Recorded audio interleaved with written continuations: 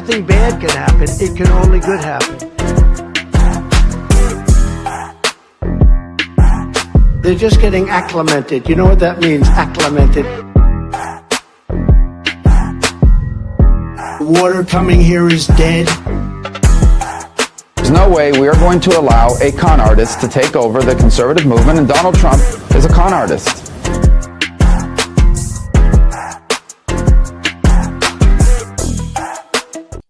All right, what's up, guys? How's everybody doing? Welcome back to Blunt Politics. I'm Boston Brian. It's November 18th, and today is officially Judgment Day, at least in the House, for the Epstein files. And, you know, the ongoing debate, I guess, is taking place right now. Here, let me see if I can throw this on the screen right now. Avert your eyes, because it is, I believe, Mike Johnson speaking right now. Just give me a second. The AP, where is it? Where are you? Where are you? Oh, here it is right here. These idiots. And again, I don't understand. Like, just get on with the vote. Can you just get on with the vote? Like, why this back and forth procedural bullshit? The fucking Republicans trying to blame the Democrats. Democrats up there doing their best to explain to the American people what the hell has actually been going on behind the scenes. But it just, I don't know, it just seems like a waste of fucking time to me, you know? But yeah, you can see here, Mike Johnson's been speaking.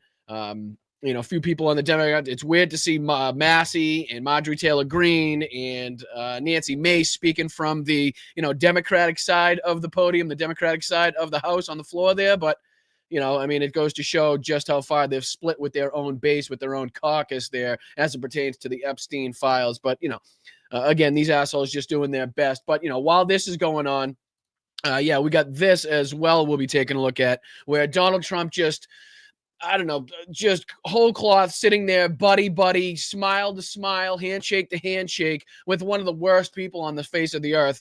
Somebody that was, you know, found to have been guilty by our own intelligence agencies, by our own CIA, to have been directly linked to the brutal murder of the Washington Post journalist Jamal Khashoggi in a, an embassy in Turkey? I believe it was an embassy in Turkey, if I'm not mistaken.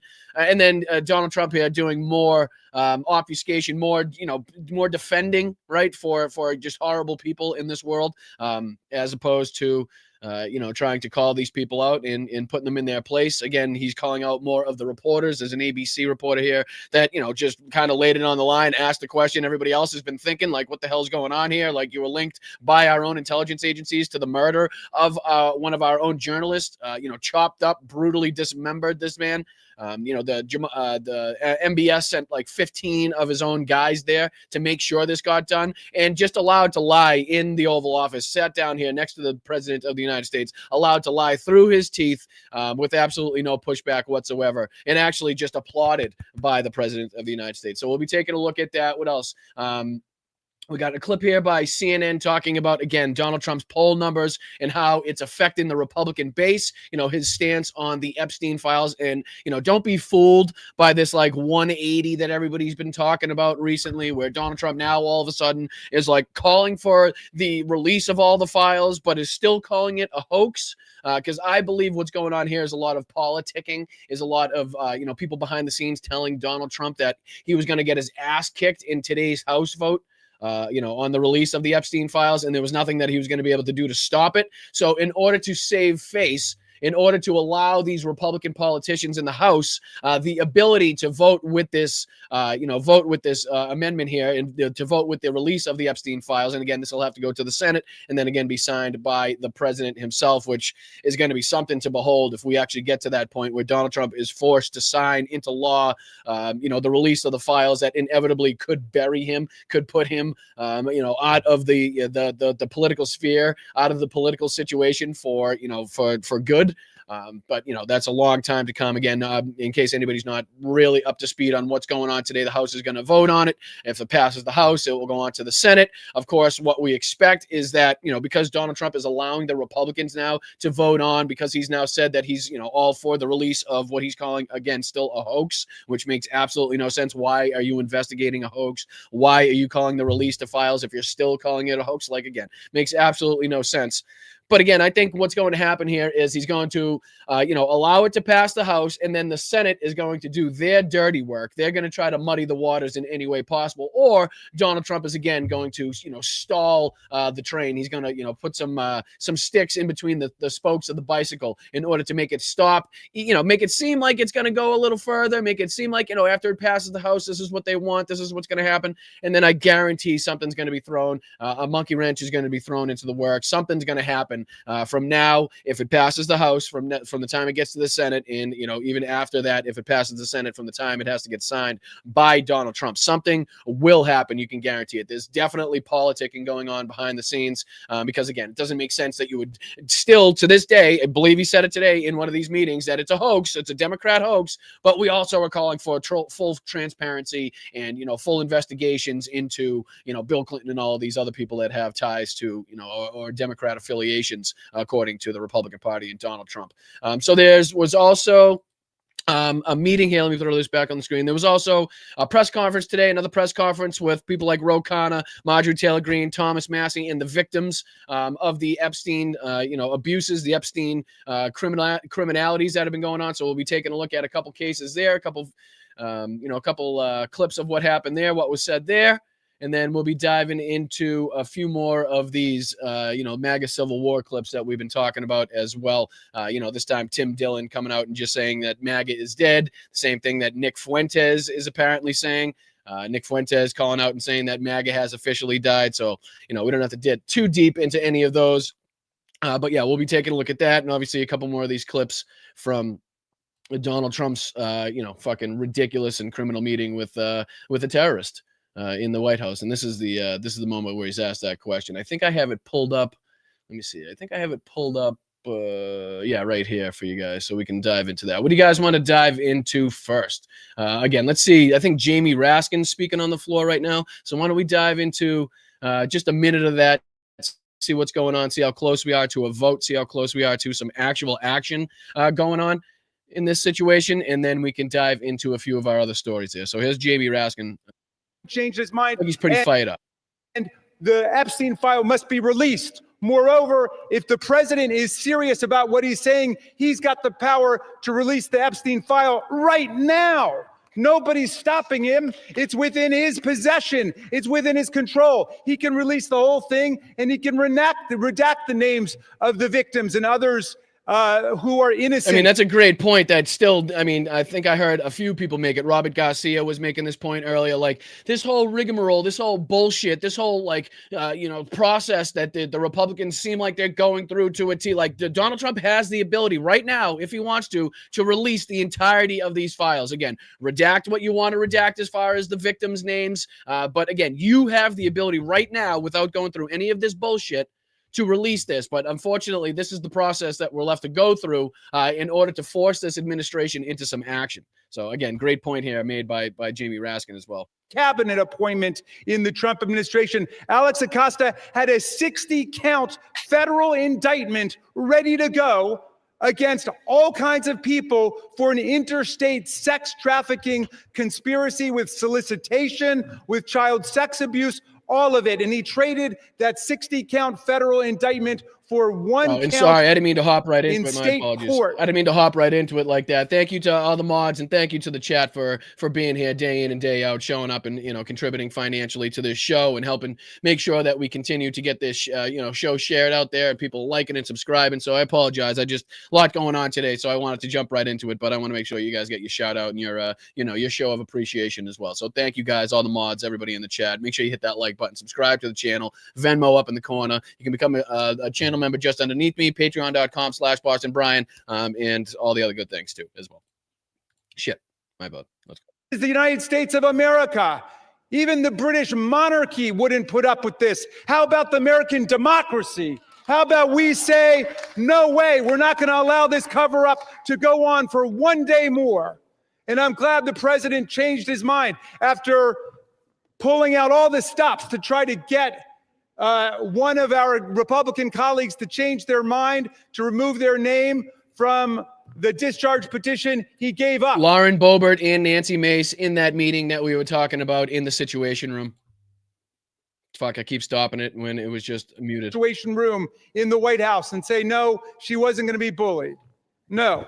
So I'm glad the president changed his mind, but let's be clear, Mr. President, you've got the power today to release the entire file. That's what you called for. That's what Pam Bondi called for. That's what Kash Patel called for. So we don't need anybody calling for the Senate to slow things down for more weeks and more months. The American people have Which is what they believe Mike Johnson was kind of trying to get across in his press conference that he had today as well, which is why we're kind of getting the idea, the impression that, again, these Republicans and Donald Trump, knowing that he was going to get his ass handed to him in this vote today, didn't want, was trying to save face as much as possible, saying that he's with the release now, allowing it now for these Republican House members to vote on this, but then obviously something fishy we can see coming in the works, coming between now and when the Senate votes on this, whatever they try to add on to it, whatever they try to do, and again, what Donald Trump's feelings are that day,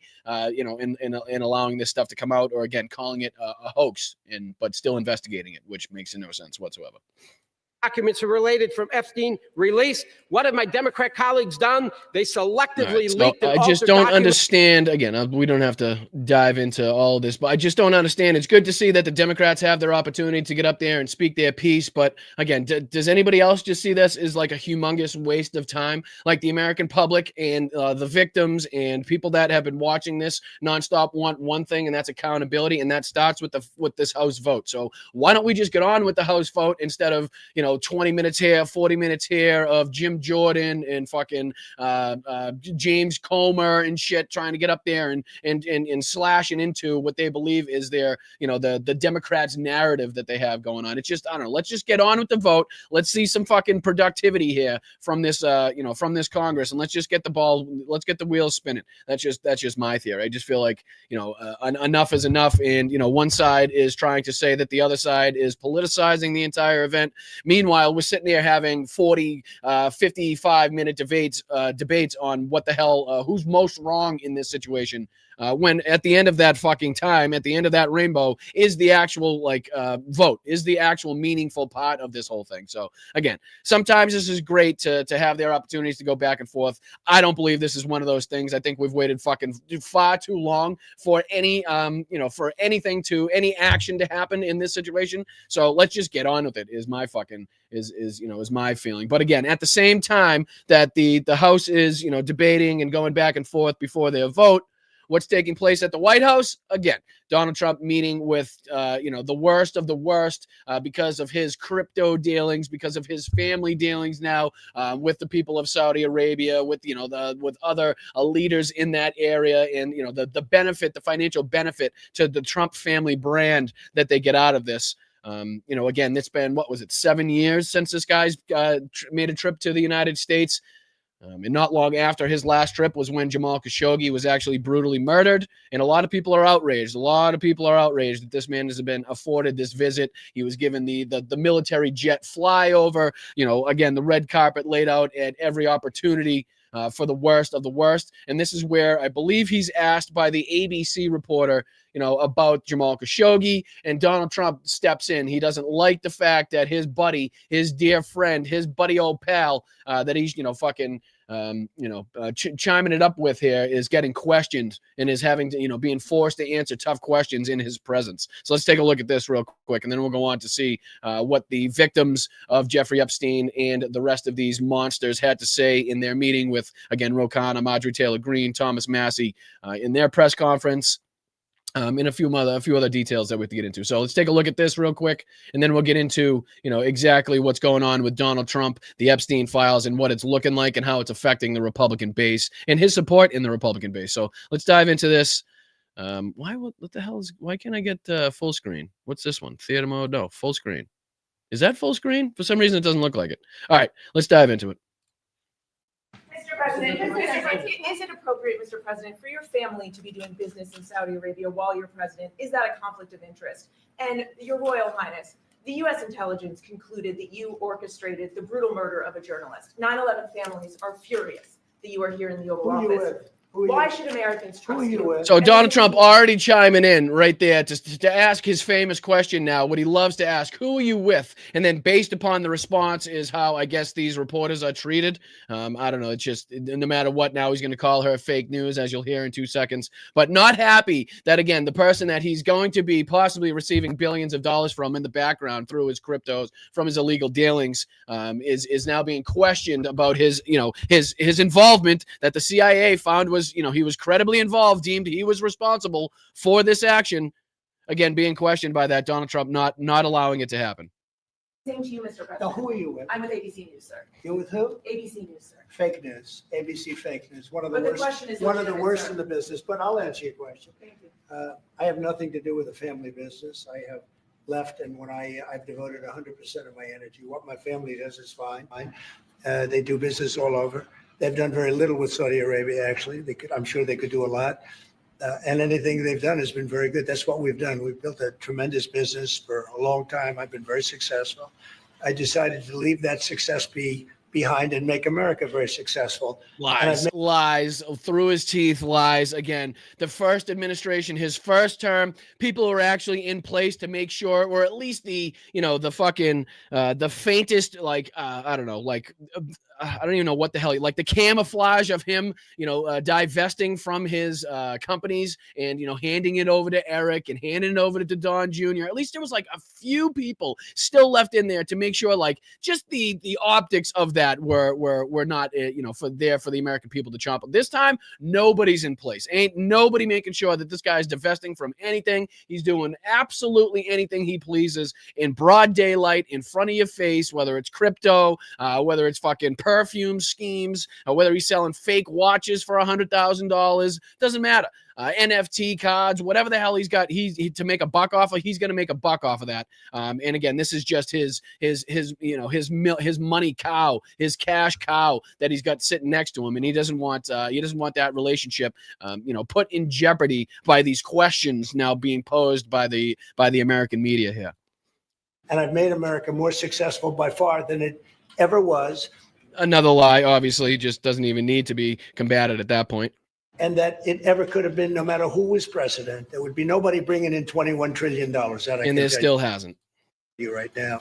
As far as this gentleman is concerned, he's done a phenomenal job. You're mentioning somebody. He does. He's really efficient at the way he sends people to chop up reporters. Like the way in which he plans these, like the chopping up of reporters. He does it very effectively, very efficiently. You should see this man in action. Really, it's amazing how he can get the correct people together to make sure that there was a reporter at one point, and then when he goes into the embassy, when there's just no reporter anymore. It's unbelievable the way this guy works. According to Donald Trump. That was extremely controversial. A lot of people didn't like that gentleman that you're talking about. But he's talking about Khashoggi. He's talking about Khashoggi. He's not talking about MBS. He's talking about Khashoggi at this point. Listen to this shit. Instead of going after the person that was deemed to be responsible for the murder by the CIA, he is now going after the reporter, the journalist that was, actively trying to call out, MBS, and going after him for his, fucking war crimes, his, crimes against humanity. The list is probably endless in that regard. But now going after the Washington Post? Correct me if I'm wrong in the chat, but I believe it was the Washington Post journalist, again, chopped up by associates of MBS. And this is Donald Trump going after the journalist that was murdered. Listen to this bullshit. As this gentleman is concerned, he's done a phenomenal job. You're mentioning somebody that was extremely controversial.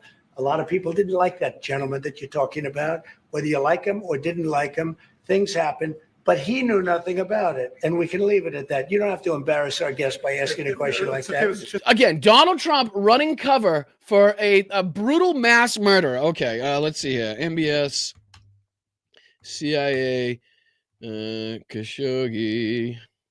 Let's see here. Let's see. All right. So the CIA, I'll just throw this on the screen for you guys again, just to, I know it's really getting tiresome here to kind of call this guy's bullshit out. Especially where the reporters, again, trying to do their best there again, but just no ability to have a follow-up question in there, but which is the way that Donald Trump has the press conferences, these meetings set up where, if he doesn't like the question, he can call you out. And based on his response to that question, the people, his people in the room know not to call upon that person again for another question, or Donald Trump himself just won't call upon that person again. He'll just tell them to shut up, little piggy, like he did on Air Force One. But yeah, this is the CIA in 2018 assessed that the Saudi crown prince, the gentleman now sitting directly to the right of Donald J. Trump, there approved the 2018 operation that led to the murder of journalist Jamal Khashoggi. This assessment was based on the prince's control over Saudi decision-making, the involvement of key aides and members of his own security detail, and his prior support for silencing dissidents, right? So, it goes on to say that, I believe, I don't know how detailed this will get, but I believe it goes on to say that he sent about 15 of his own people over there to make sure that this took place. The assessment was based on the prince's authority and control of the kingdom, an intelligence organization since 2017, and the direct involvement of individuals connected to him in the operation, his prior statements, Saudi Arabia's positions there. Let's see if they can get into a little more. The assassination of Jamal Khashoggi. Yeah, Saudi Crown Prince. I want to see if one of these tells you like that he sent the 15 guys there. Let's see here. Put that down. 2018. But let's see here. An elite team of operatives carried out the killing. The report said. Let me see if I can. What are you guys looking at? Yeah, you guys are looking at the right thing. Let's see. Saudi officials lured him into their consulate in Istanbul. It admitted the brutal details of Jamal Khashoggi's death, including the dismemberment of his body with a bone saw. All right. So again, lawmakers on both parties praised the release of the report, but some Democrats, including Representative Adam Schiff, the committee chairman, spoke out in dismay that the administration stopped short of more severely punishing Prince Mohammed.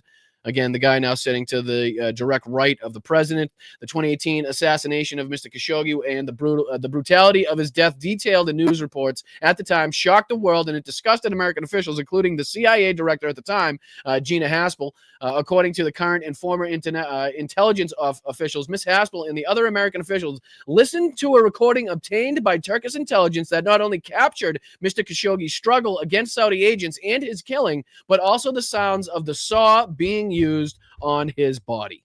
All right. Again, I don't think we have to continue with the details on this, but again, approved of, planned by, and coordinated by this gentleman, again, which you may recognize from this video that we've been watching, who is now sitting next to the president of the United States. And I don't know, do I have this part pulled up?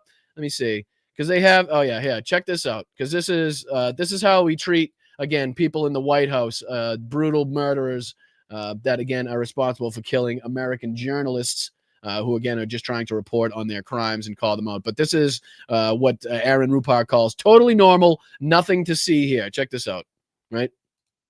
Mr. President? It's another league, Mr. President. Mr. President? And Trump doesn't give a fist pump.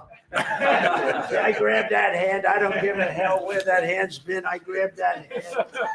Jesus H fucking Christ.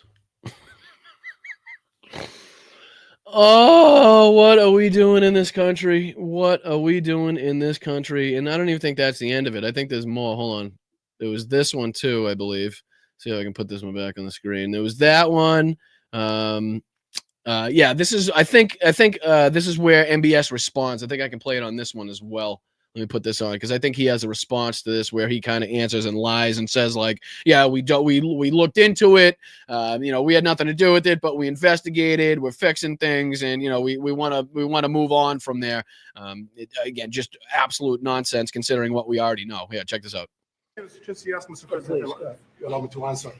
I feel painful about families of 9/11 in America. But we have to focus on. He feels bad for the families about 9/11 in America, but the question again posed, and that's just even more ridiculous. Again, to think about what the hell is going on as it pertains to their, relationship and involvement in 9/11. But again, based on the question that he was asked here about Jamal Khashoggi, he's going to go on and say that he's kind of like that they had no involvement and their intelligence looked into it, which we all know is bullshit. In reality based on CIA documents and based on a lot of documents that Osama bin Laden used Saudi people in that event for one main purpose, is to destroy this relation, to destroy the American-Saudi relation. That's the purpose of 9/11. So whoever buying that means they are helping Osama bin Laden's purpose of destroying this relation. He knows that strong relation between America and Saudi Arabia, it's bad for extremism, it's bad for terrorism. And we have. I'm sorry. How could I'm just curious? Why would he be upset that a funder of terrorism, a funder of terrorist activities around the world, would be meeting with the president of the United States, him himself being a leader of terrorist activities around the world? Right? Like, wouldn't this chaos, this mass chaos, wouldn't that kind of lead, help feed right into his position that he's trying to create? To approve him wrong and to build our relation, continue developing our relation. The fact that he even has this opportunity, the fact that he's even afforded this opportunity to sit in the fake golden palace next to this asshole who again is currently destroying this country on fucking every level you could possibly pick out right now. And again, allowing him to rewrite history and allowing him to talk about 9/11 and rewrite their involvement in that, talk about and rewrite his involvement in the death of Jamal Khashoggi, with, again, Donald Trump sitting there laughing and giggling and high-fiving. It's just, I don't know. It's something that we may not be able to comprehend it at this moment in time, but some point in the future, we're going to look back on these moments and be like, what in the fuck was going on in this country? Like, what led us to this position? What led us to this moment where, 24 years on, 25 years on, from 9/11, and not long after, the CIA found out and had credible evidence to determine that MBS was responsible for and directed the murder of a Washington Post journalist, right?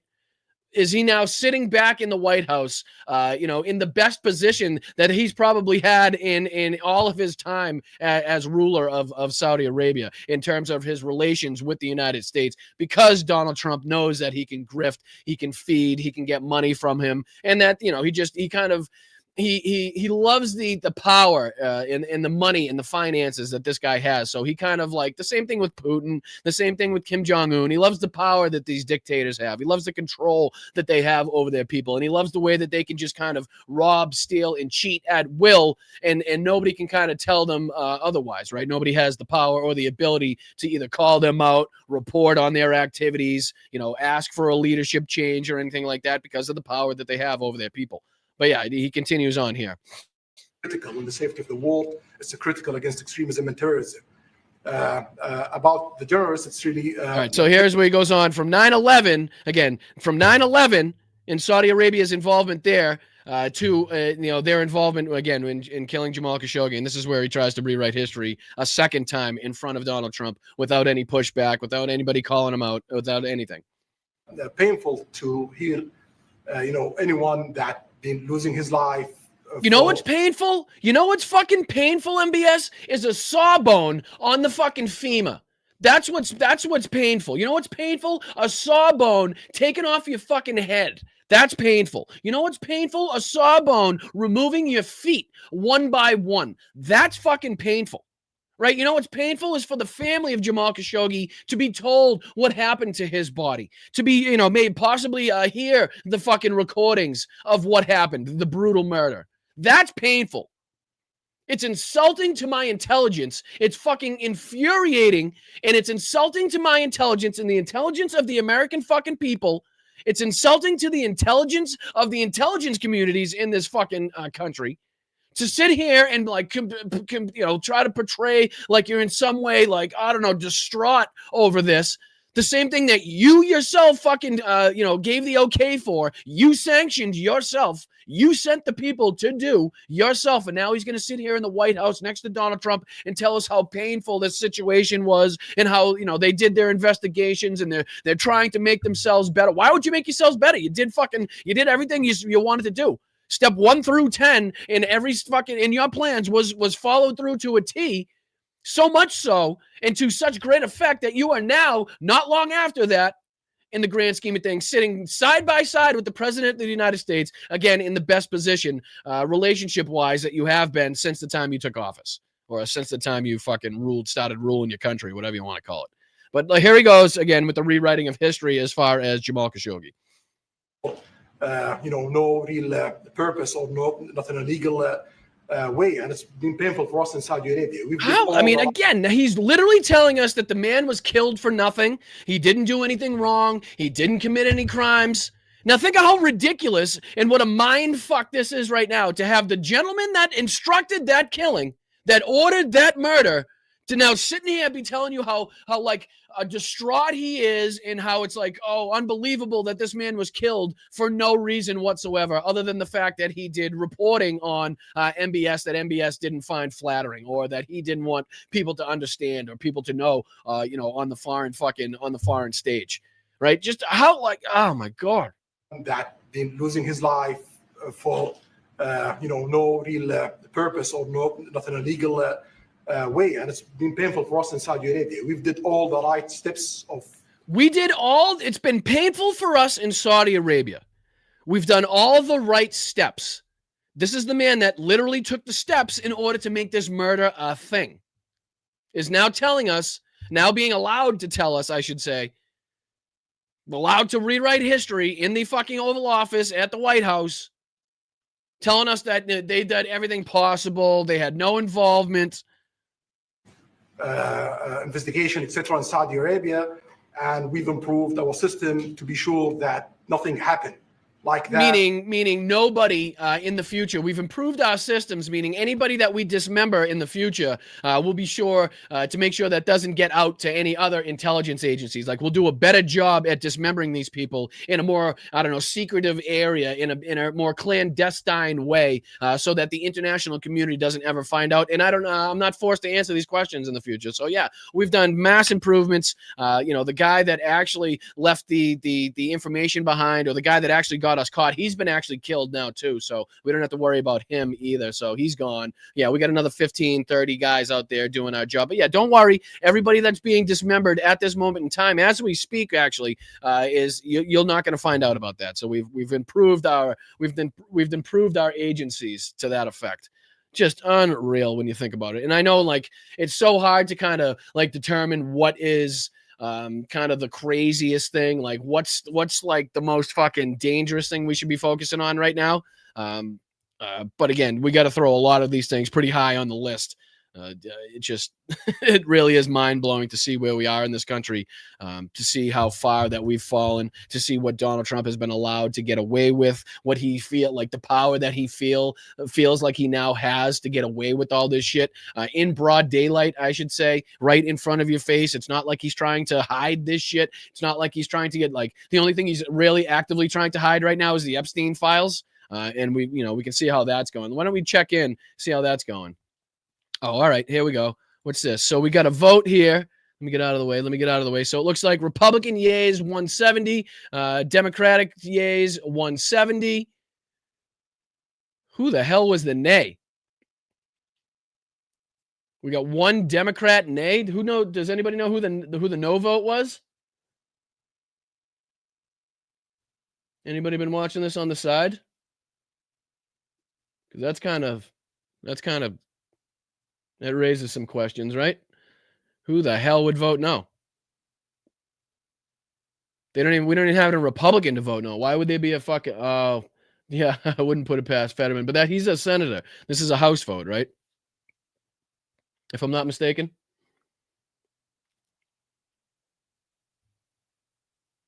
It said that there was a Republican nay too, Tanya says. Where does it say that? I don't see that. I see 184 yeas Republican, 184 yeas Democratic, 1 nay Democratic. 371 to, oh, they just took it away. It just went away. Maybe it was a mistake. Yeah, let's check in. Let's see what's happening.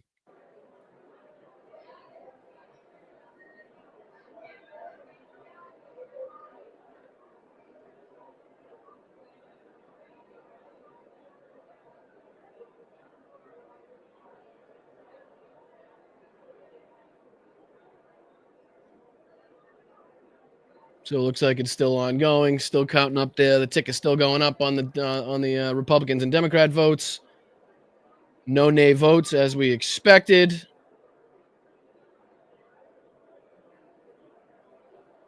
All right, so we'll have to keep checking back in on that. I'm not sure, again, if this is like the first in a long line of votes or if this was going to be a singular vote. Sometimes they kind of throw us a curveball. We expect it to be a single vote. Next thing you know, it's like 17 votes going on. But we'll make sure to dive into that. Like right now, it looks like Republicans 199, Democrats 194, total 393 yay votes. As the count, you can see, still going up there. So we'll check back in on that in just a few moments and see how that's going. But what do you say we dive into this? Because this kind of gives us good detail.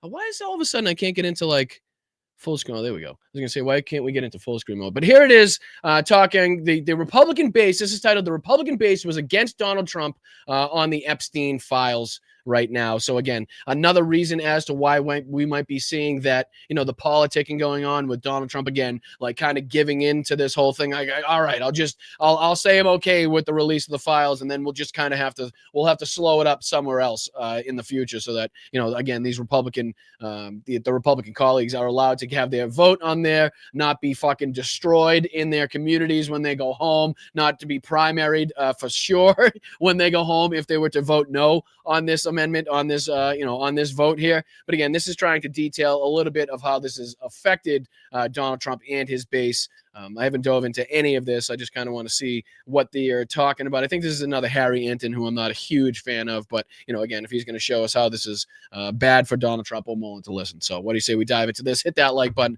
I'm Boston Brian. This is Blunt Politics. I appreciate you joining me again on the day where the House is finally going to have their judgment day on the vote of the Epstein files, which will then send it to the Senate, and then we'll have to see what games are played from here on out. But I appreciate you guys. Oh, thank you, Veronica. Thank you so much. I appreciate that for the Swedge feisty day. As usual, it typically is a feisty day just because of the frustration, the anger, the stupidity, the corruption. We could go on and continue to list different words as to what will really get us riled up here at Blunt Politics. But again, it's no shortage of those stories to pick from and pull from on a daily basis. So I appreciate you, Veronica, very much. Thank you so much for adding to that Swedge. And thank you to everybody who's gifting and donating, whether it be a super sticker, super chat, whether you're gifting memberships to find people in the old chat there, or whether you just send in a buck or two to the Venmo that's up in the corner there. You take a picture with your phone, goes right to my Venmo. You send $1, $2, anything other than that, anything beyond that is totally and 100% up to you. All I ask for is the kindness and the appreciation and the time and the ability for you to donate and help contribute to independent media and people like me trying to just give you the facts of the case, facts of the matter, and keep everybody informed. So I appreciate you, Veronica. Thank you so much. Thank you so much to the mods as well. You guys are fantastic. All right, let's dive into a little bit of this, and then we got some more of the MAGA Civil War to dive into, which should be a good time, as it usually is. All right, let's dive into this, though. Today, the House will finally vote to force the release of the Jeffrey Epstein files from the Justice Department. President Trump now says that he will sign that bill if it reaches his desk. It is quite a 180 and reversal from the stance that he had just a few days ago and held for many, many months. Republican leaders were bracing last week for many Republican members to vote in support of the files. And now, with Trump's blessing, it's expected to receive even more Republican support. What are the numbers behind this? CNN's Harry Enten is running the numbers for you on this. Why you guys can see what I mean here. Like Donald Trump, like you can see how these Republican politicians were probably scared to death at the choice that they were faced, where it was either, okay, I can either vote yes on this and I could potentially, find my way on the tracks of the Donald Trump train, coming after me on social media, sending his base after me. But if I vote no on this, then I'm for sure going to go home to my constituency and get my ass reamed out by people that actually care about this situation. And not to mention the fact that I'm going to look like an absolute fucking monster from now on, going on to the future, when people look back on this vote and actually see that I was a no vote on, releasing information to try to help prosecute people for child sex trafficking. So you can see the kind of dilemma that these, Republican politicians were faced with, which is why I'm sure a lot of them in the background either were getting to Mike Johnson or getting to somebody a little bit higher up that may have the ear of the president or may have the ear of somebody in the president's, vicinity to be like, listen, I don't know what to fucking do here. If I vote with the fucking amendment, Donald Trump's going to come after me. If I vote no on the amendment, I'm for sure going to get primaried, and that's the end of my political career. I'll never be able to look my family in the face again. My daughters will shun me, right? But, I'm not sure what to do. So I'm assuming that somebody at some point got to the ear of Donald Trump and was like, listen, it's going to pass. You can't put these politicians in the position where they're going to get primaried. It's going to cost us in the future. What you're going to have to do is say, that you're okay with the release, give them the ability, give them the permission to sign on to this, to say yes to this, and then we'll find out, going on in the future. We'll find out after that what games we can play, how we can kind of, again, stick this back in the mud to make it just, prolong it that much further. If they can. I'm assuming the only thing that they care about, these Republicans, not the only thing, but if they could just get this past midterms, right? If they could just kind of, stretch this on, if they could delay this as much as possible, if they could take it like the least amount of heat on this just until they can get past midterms, I think they will consider that a victory regardless of how it ends up. I think Donald Trump as well, because once he gets past midterms, then we're on the fucking downslope of his administration, and that's when he's really going to start to not give a fuck. And he's just not, obviously he's got nothing to play for. He's got nothing to lose at this point anyway. So I think if he can get past, or that's what they're trying to do. They're trying to right now make it seem like for their base that they're all for the release. Next thing you know, there's going to be some slow walking involved. I can guarantee you that whatever happens with the Senate, something will happen to make sure that this doesn't go as smoothly as you or I are hoping it goes. But all right, let me just dive back into this.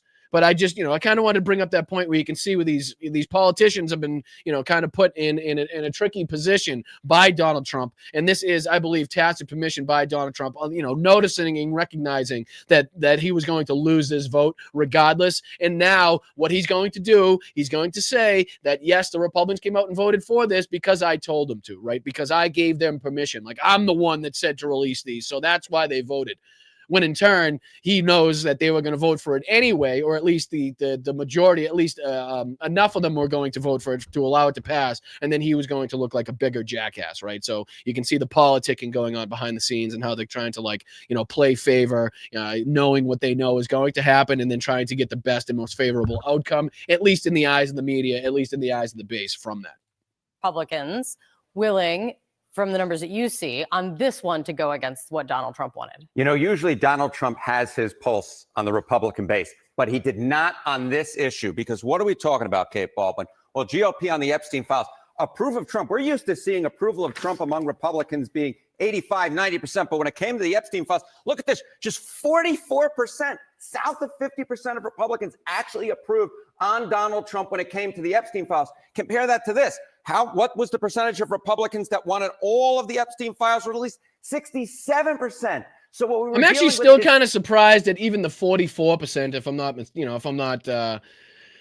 I can be honest, because typically we know that Donald Trump has that 25 to 30% stronghold on all of his positions. He can pretty much count on that 30%. So it's to see that he still has, something like 15% above and beyond that, like, ridiculously cult-like base that he has formed, still approving of what he's doing here is still kind of surprising. But again, to put it in perspective, where, like Harry Enton said, his approvals are, by Republicans are typically at the, 70 to 90% range, to see that it's down to 44% on this should be very telling. And I'm sure it was very telling to people like Donald Trump and, the people coaching him, which is another reason why he has come out with this little reversal, at least as of now. Simple mathematics. The Republican base was against Donald Trump on the Epstein files. They were with the idea of releasing him. The Republican representatives saw that and therefore were not afraid to go against Donald Trump, because this was the rare instance in which the Republican base was not with Donald Trump. They were actually with the idea of being against Donald Trump and releasing the Epstein files. And one way that you have long been able to kind of gauge, at least if people are really interested in something, is how you're gauging on Google searches. What has that shown over the last Yeah, what is that showing? You know, back in July, there was this idea, there was this push, right, to release the Epstein files. And Mike Johnson said, you know what? I'm sending the House home. Adios, amigos. Goodbye. There was interest in it, but not to the degree that we're seeing right now. Okay, Google searches for Jeffrey Epstein versus a week ago, up nearly 1,200%. That we have seen more searches over the last 5-day period for Jeffrey Epstein than any 5-day period this entire year, much more so than we saw even in July. And more than that, just more evidence to prove and to show that Donald Trump is not going to be able to ever at any point totally sweep this under the rug.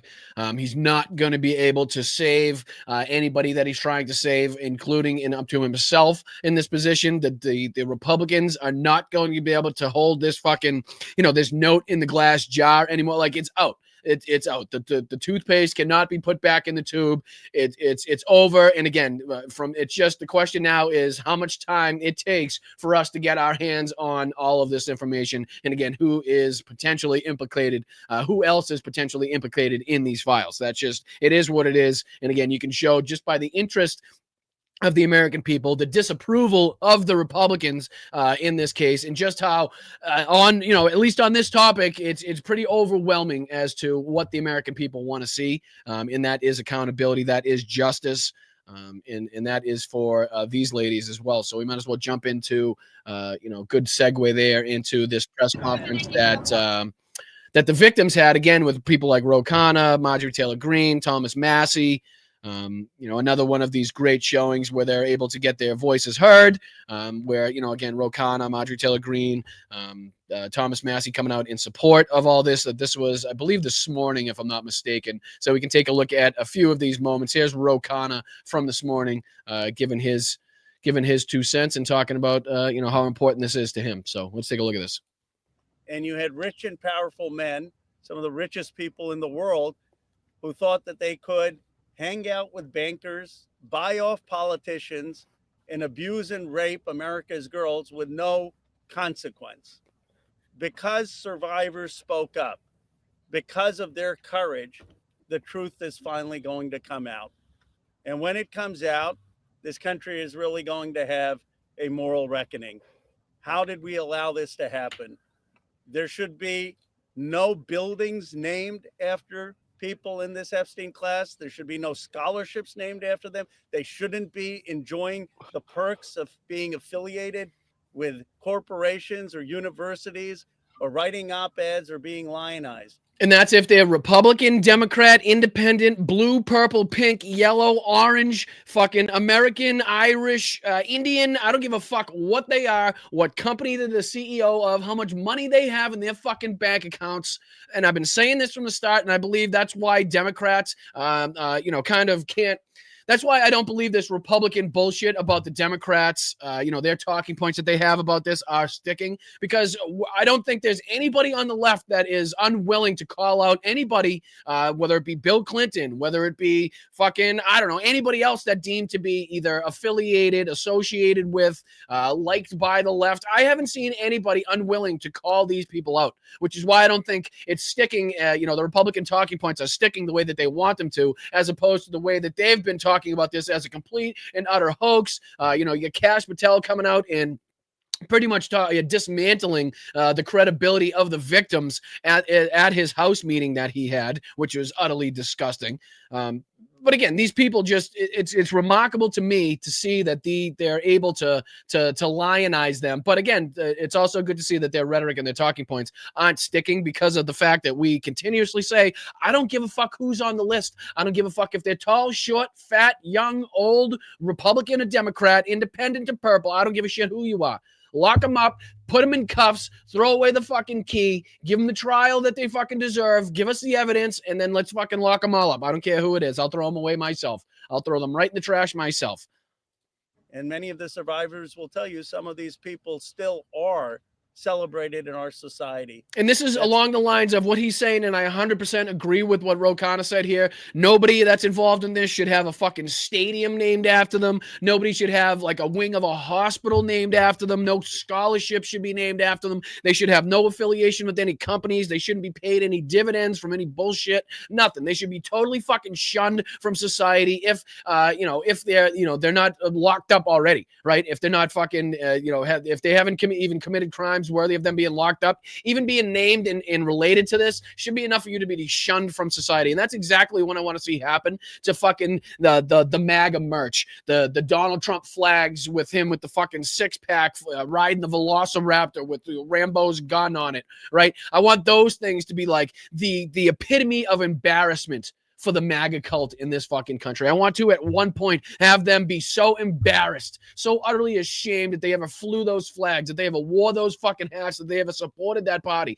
that they ever fucking put Donald Trump in office, that they can't even hardly ever talk about it, that they don't want to bring it up like it's a fucking war story that torments them for the rest of their fucking lives. They can't even tell their grandkids. That's how ashamed I want you motherfuckers to be after doing what you did to this country and voted in this fucking person. That's how it should be. And until that happens, our fight will not end. Until there's not a fucking red hat left that says America, make America great again, until there's not a MAGA flag flying anywhere in this fucking country that isn't in ashes, that hasn't been burnt to fucking flames, to burnt to shit, that's when the fucking fight will subside. That's when we know that we have officially started taking back our fucking country, and not until that moment. Sorry. Disgusting. There needs to be accountability. Amen. There needs to be accountability. And there's a few more clips from this as well. Let's see. Here's another one from Roe. Let me start from the beginning. My apologies. Check this out. Right thing for survivors. We're going to get a vote today. I expect an overwhelming vote in the House of Representatives. And I don't want the DC swamp playing any games. They need to pass this in the Senate. And they should not amend it. President Trump has said he would sign the Epstein Transparency Act. It's going to get overwhelming support in the House. It should go straight to the Senate, and it should be signed. No amendments, no adding loopholes. And that's the part right there. No amendments, no added loopholes, no fucking off ramps, no offshoots, no exit, no abilities for people to exit and say, no, okay, let's wait a little bit longer, or okay, let's just wait till this judge says this, or whatever the bullshit. Nothing. Straight from the House to the Senate. Senate signs it. Senate sends it to the fucking president. President signs it into law. We get the Epstein files. Fucking here we go. Let's lock them the fuck up, whoever they are, wherever they are, however rich they are, whoever they're mad. I don't give a shit who it is. I don't give a shit who it is. Justice is long overdue. All right. Amen to that as well. There's a couple more here. Here's one from Thomas Massey where he says, we found the president, the AG, and the FBI director, the Speaker of the House, and the VP to get this win. And this is very telling. Again, a Republican here, Thomas Massey, talking about how he had to fight the president. He had to fight the Attorney General. He had to fight the FBI director and Kash Patel. He had to fight the Speaker of the House and Mike Johnson and the Vice President in fucking J.D. Vance in order to get this win. This win for victims of sexual abuse, this win for victims of sexual trafficking, of pedophilia, of monstrous and egregious sexual assault committed to minors. And he had to fight everybody in this administration, pretty much, in his own party in order to get this to happen. This is very telling and shouldn't be forgotten by anybody. I have people, other survivors of other sex crimes, who come to me and say, thank you. You give me hope. You give us hope. There is hope here. Thank you. But the president, the attorney general, the FBI director, the Speaker of the House, and the vice president to get this win. So he basically fought this entire administration, is what he's saying. This entire administration and everybody involved in it stood in his way, fought him at every turn, stonewalled him at every opportunity to get these files released to support and defend these fucking victims. If that doesn't tell you what you need to know, I don't know what will. right? So doesn't matter how long it took, or it sounds like they eventually came around to it. Going by what Donald Trump said in the last, I don't know, hour, 2 hours, who knows what he's going to say tomorrow. But, it sounds like they've come, okay, but then listen to this person tell you that his own party, the people solely in charge of this government right now, are the people that were directly combating him in this fight. And the same thing with Marjorie Taylor Greene, who has now been actively shunned from the MAGA movement, right? Who has, Donald Trump has actively removed his endorsement for these two individuals, for them, because they were fighting and are fighting, again, for the victims in this case and for the release of all this information. Again, if that isn't telling, if that doesn't show you where the Republican Party lies in terms of what they care about and who they're trying to protect, I don't know what will. They're on our side today, though.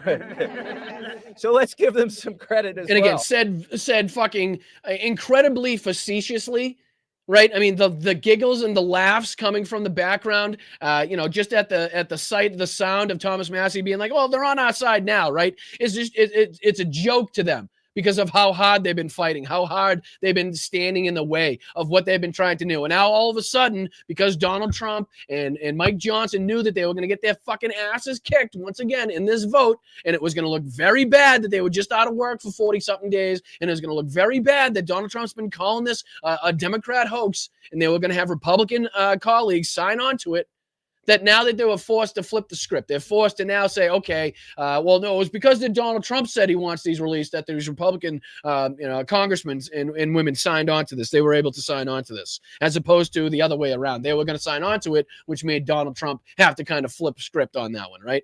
You can see how he's trying to save face. Let's see. I think there was one from Marge here too as well.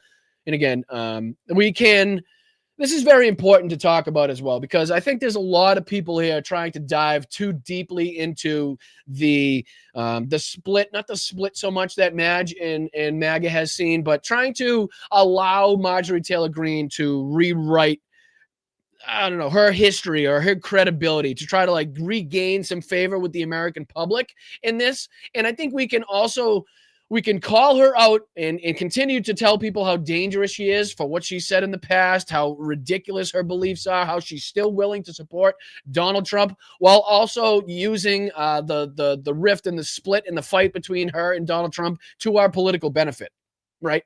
And I'm not ashamed to say that, where I don't think this is in any way a redeeming fact for Marjorie Taylor Greene, where she's now, everything can be forgotten and she's given a clean slate here. That's asinine and ridiculous. And I think that's what people companies like MSNBC and CNN have been trying to do, as well as people like Cenk Uygur from TYT, right? If Marjorie Taylor Greene came on to Blunt Politics right now, you could be damn fucking sure that it would be a combative interview. And I would also, in that interview, give her whatever flowers, whatever minute amount of flowers I think she's deserving of for her, defending and stepping up and being willing to speak up for the victims against, the stonewalling and the roadblocks that have been put in there. But that doesn't mean I'm going to give her, let her off the hook for everything else, and let her off the hook for having put us in this position in the first place. Not only that, but again, her willingness to stick her toe back into the fucking the pool of diarrhea that is MAGA, while still trying to give Donald Trump an off ramp in all this. I think it's something that needs to be talked about, because I think, again, CNN and these other networks have been going a little too fucking heavily in backing Marjorie Taylor Greene without, again, doing an accurate job of reminding the audience, reminding the viewers of who this person is, which, again, could only help the narrative to suggest the fear involved in the Trump administration and why they might be splitting and parting ways with somebody that, again, was so heavily MAGA, so heavily dependent, and not only that, so heavily, protected, supported, went out and caucused for, made videos for the Trump administration. So again, if they're willing to part ways with somebody that heavily tied to the movement, it just goes to show how scared they are about anybody that's willing to speak out or go against what Donald Trump wants to see happen in this case. So again, here's Marge. Let's see what she had to say here.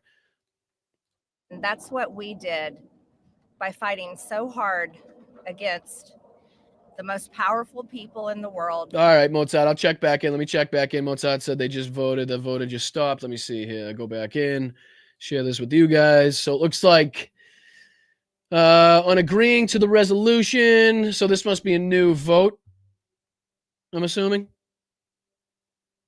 Did I miss it? Let's see if I go back for a sec. Is it this one?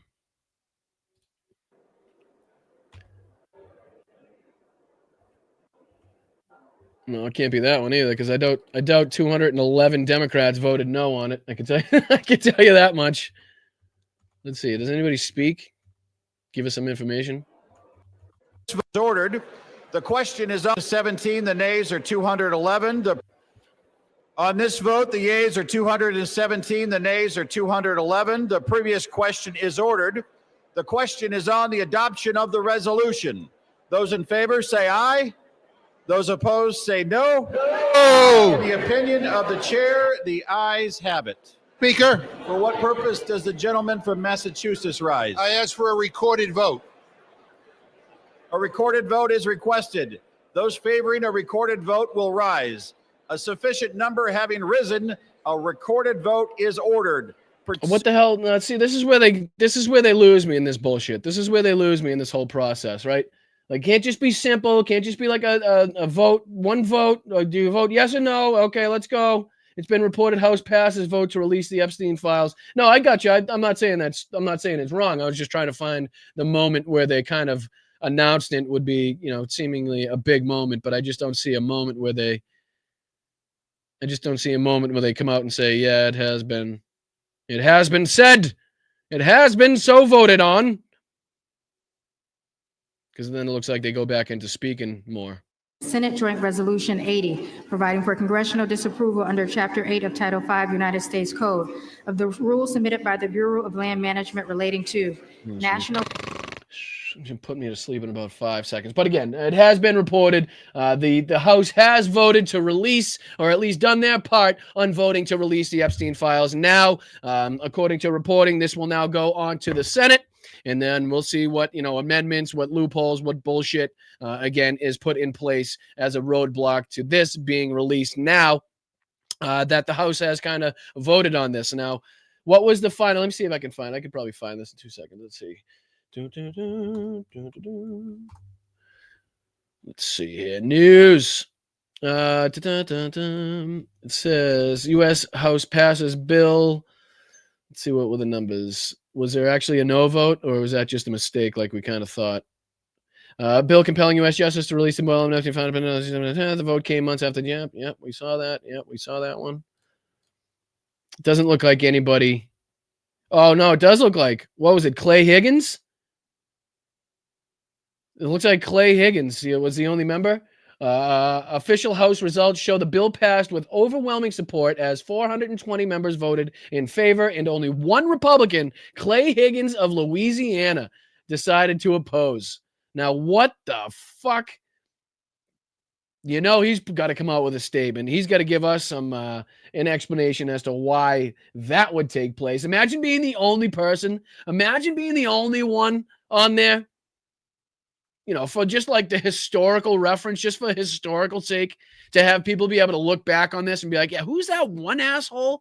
The one guy that said he didn't want this to be done?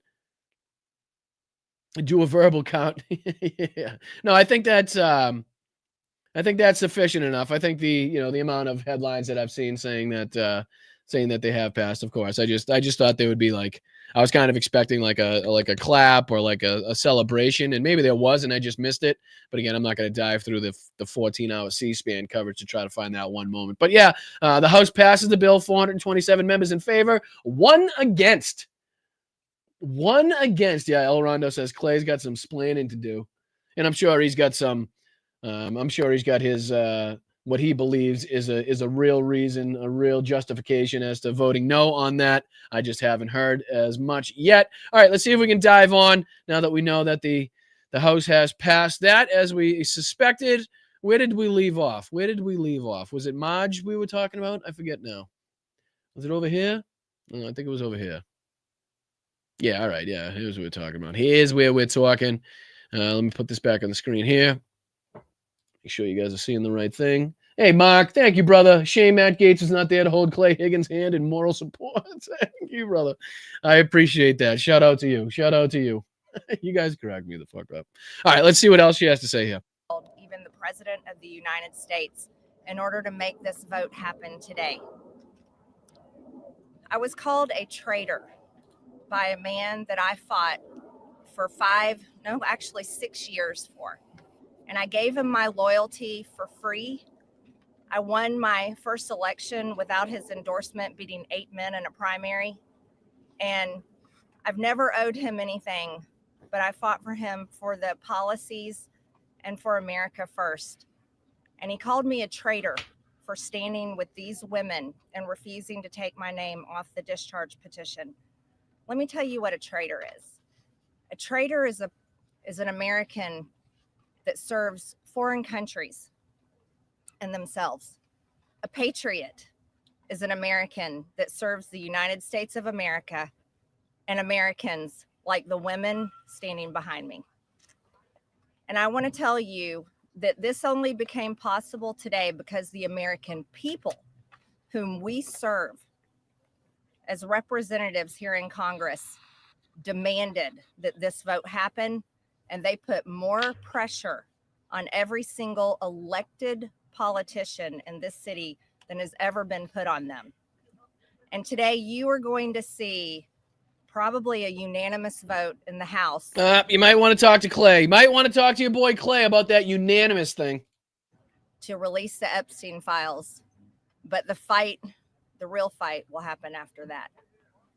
So again, it seems like even Maj knows that something's coming down the pipeline. Like this switch in rhetoric, this change in the stance on what's going on here with the Epstein files smells fishy even to Maj. And it's crazy that, you know, similar to like how Nick Fuentes is like approaching this situation, like his bigoted, racist, homophobic, transphobic beliefs is what's drawing him right now to bash Donald Trump. Like he's coming at this from the right wing angle. Like he's mad that we're not more America first, as you'll see in the video that we have to play. Like he doesn't want any black people, brown people. Like, so I'm not trying to give anybody like more credit in this than they deserve, because again, a lot of these assholes are coming at this from a right-wing stance, a nationalistic type of isolationist type of stance, where they're mad at Trump, but only because he hasn't gotten all the brown people out yet, and he hasn't focused on that, and he's talking to foreign governments and foreign leaders and stuff like that.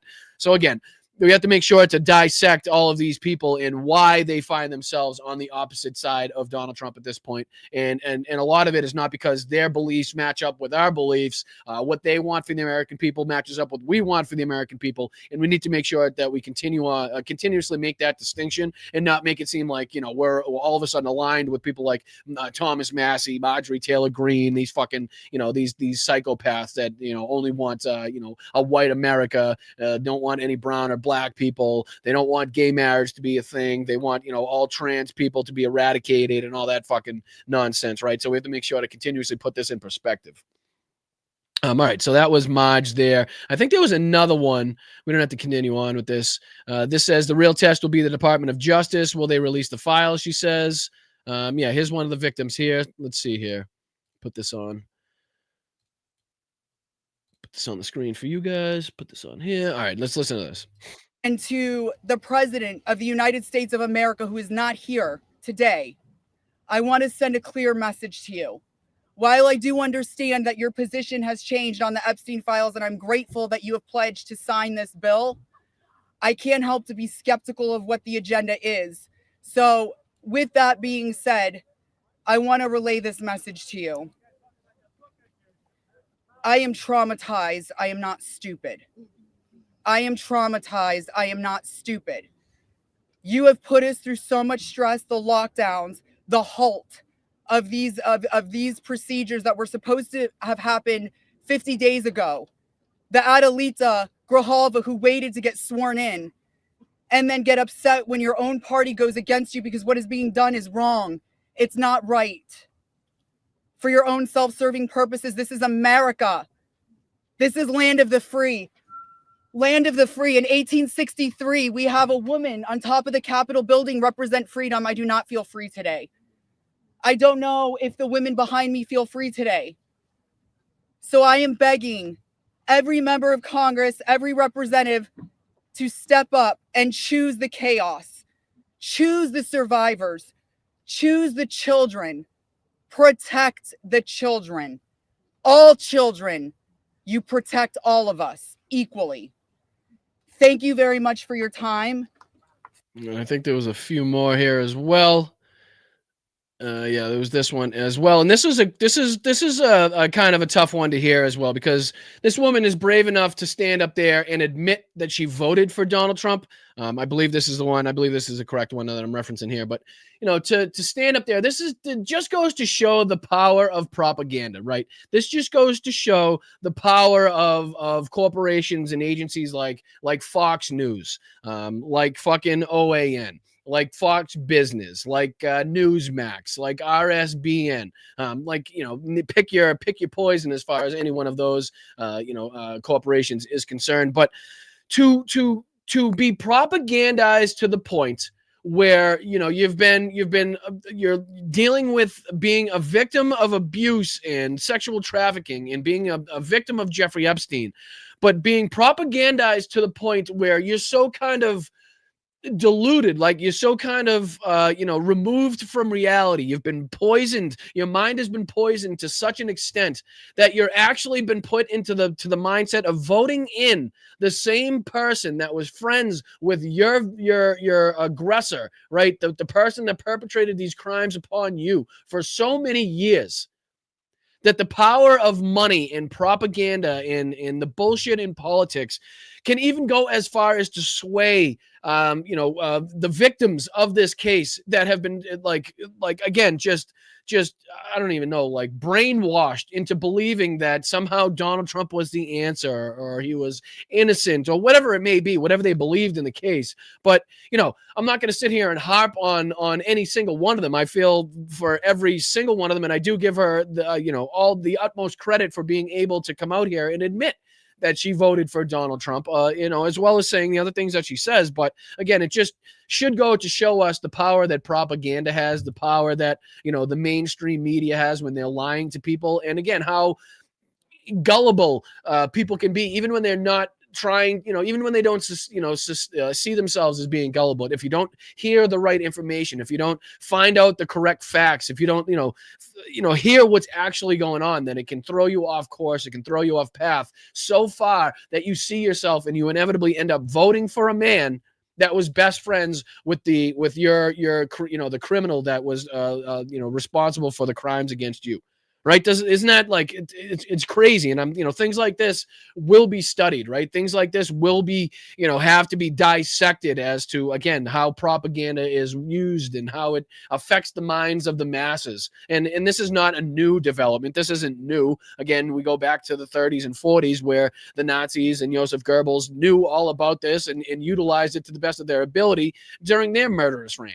Right. So again, this is just the new school tactics of old school rules, things that were found out to be very much effective, a long time ago. Now just being tweaked a little bit for their use in today's society by today's media, with social media, with the reluctancy of our mainstream corporations, our mainstream media organizations to call out this administration for fear of backlash, for fear of retribution. Right. We see it with BBC, 60 Minutes, CBS, ABC. I mean, you name it, Paramount. The list goes on. But all right, let's take a listen to this one. And again, I give her all the credit in the world for having the ability to stand up there and admit to the world that she voted for the same person that is now obstructing, this investigation the most. So here we go. It is also not a hoax. We are here as American survivors of a man who used his wealth and power to hurt young girls and women. The world should see the files to know who Jeffrey Epstein was and how the system catered to him and failed us. Emotionally, this process has been distressing. First, the administration said it would release everything and applauded President Trump for that.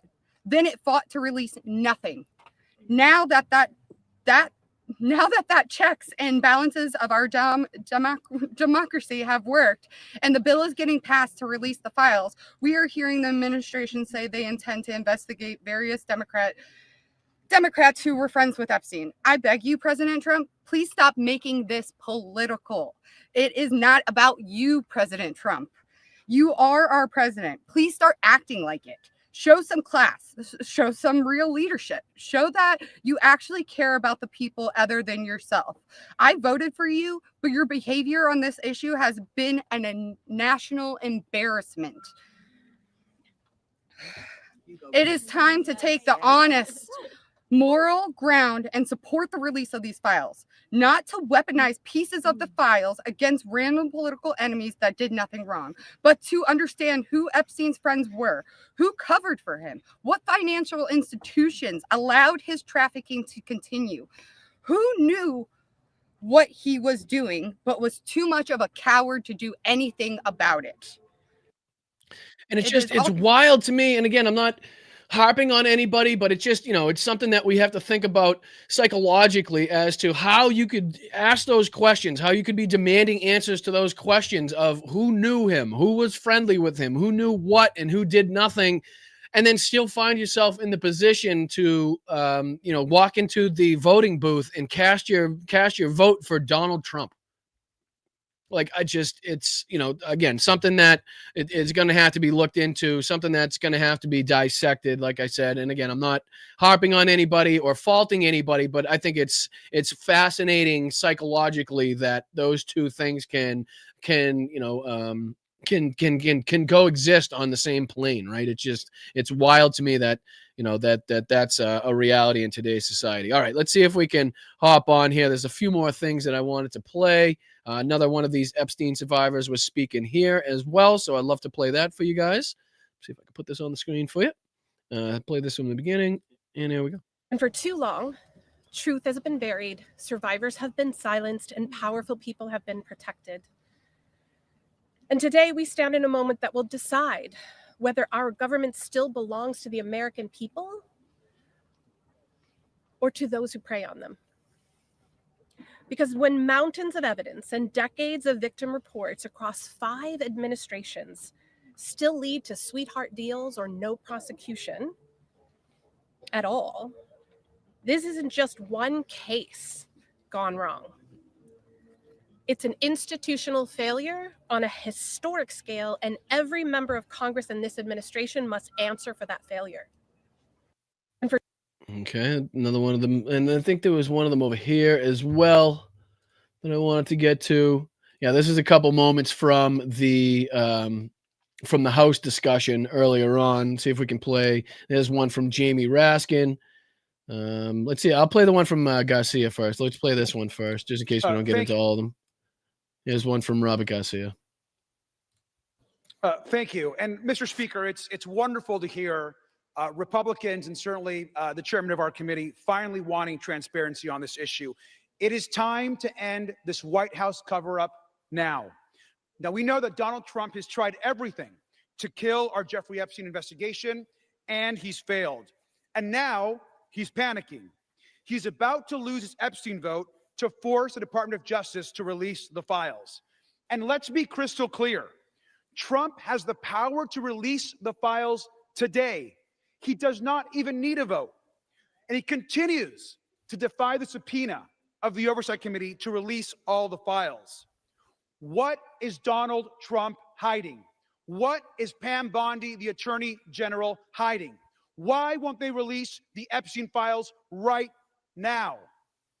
And he must explain to the public why he moved sex trafficker and monster Ghislaine Maxwell to a cushy, low-security prison after her interview with Trump's personal lawyer.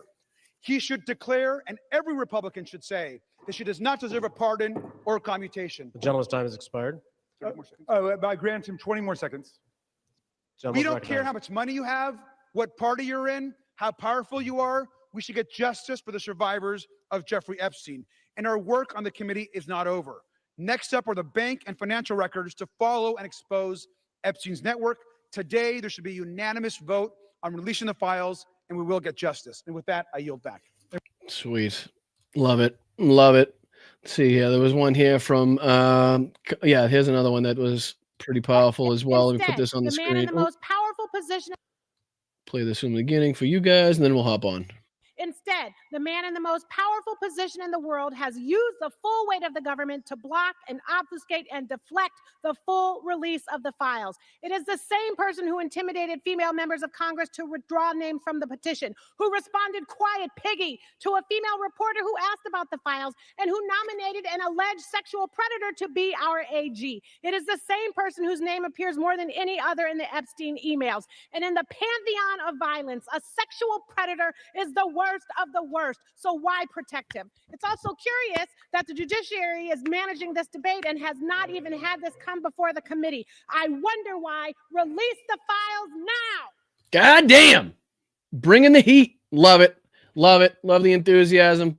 Love the passion. Love the passion. All right, let's see if we can dive into a little bit of this MAGA civil war that we've been covering as well. I'm still trying to figure out if I want to leave what the best time to discuss what's going on in Ukraine would be. And I'm leaning towards probably tomorrow afternoon show. The hour show would probably be a good time to kind of get into that. Probably leaves us just enough time. So let's see if we can dive into this first, which is, again, the ongoing MAGA battle. This is right-wing comedian Tim Dillon. We haven't talked about much or played much of him on this. I'm not a big fan. Don't really care much for his shit, obviously. Don't think he's really funny or entertaining or in any way. But he's a big creator on the left. He's got his show. He's got about almost a million subscribers here on YouTube.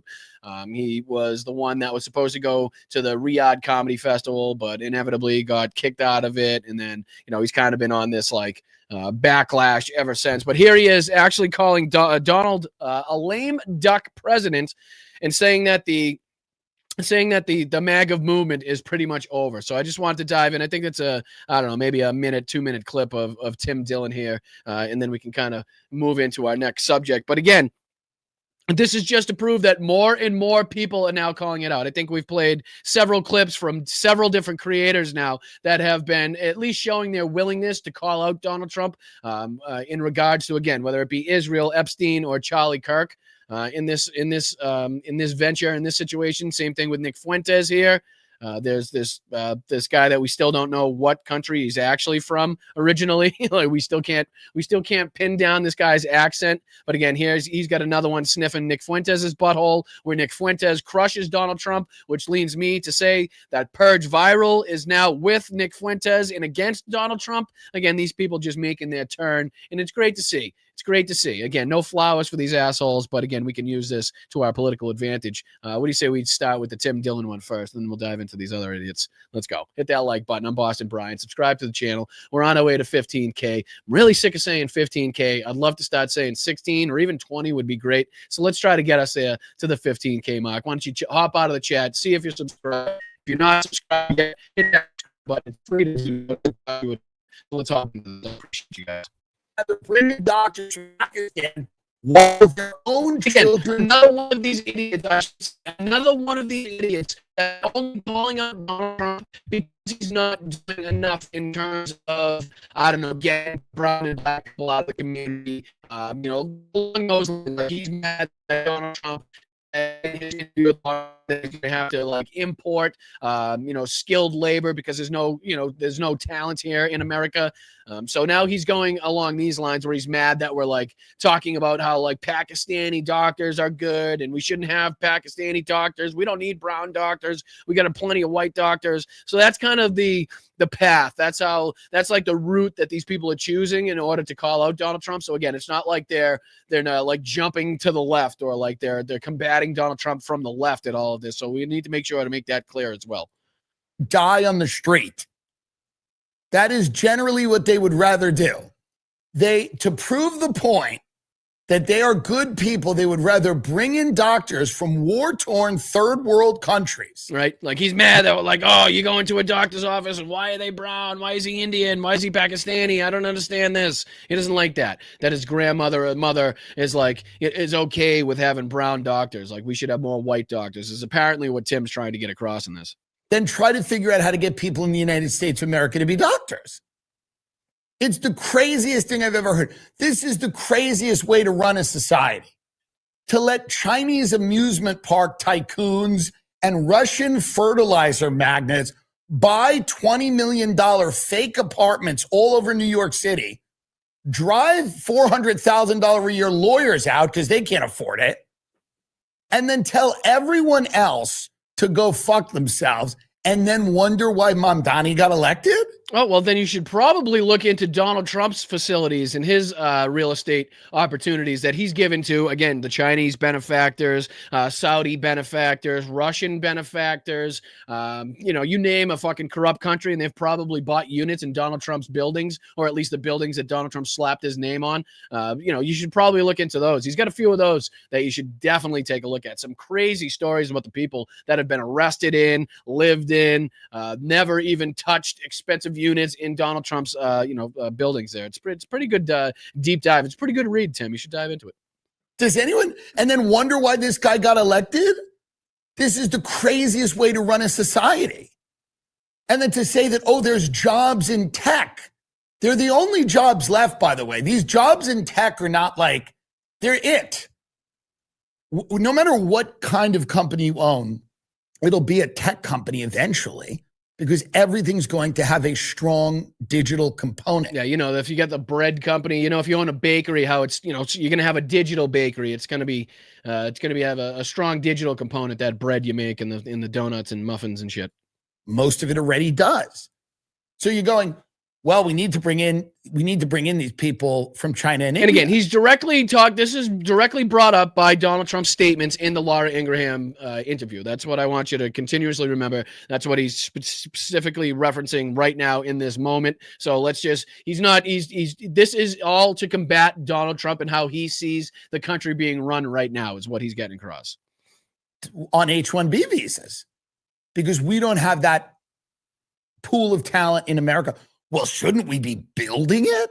Shouldn't we be building that pool of talent in America if these are some of the only jobs?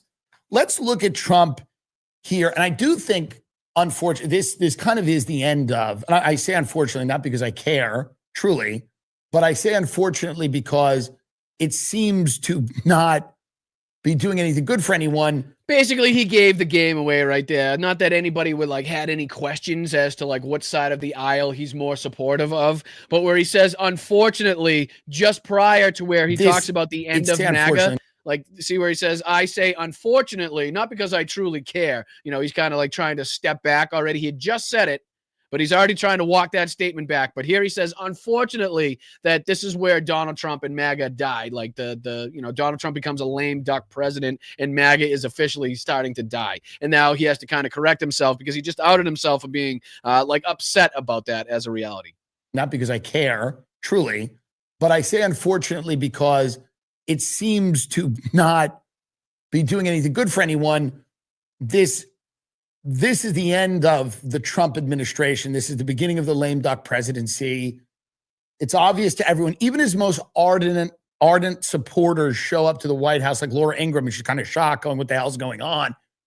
Now we'll start, 3 years of talking about the ballroom. He will trail off. He will get older. He's adorned the White House in gold. Epstein's going to suck the oxygen out of a lot of this. We're going to talk about that a little later on.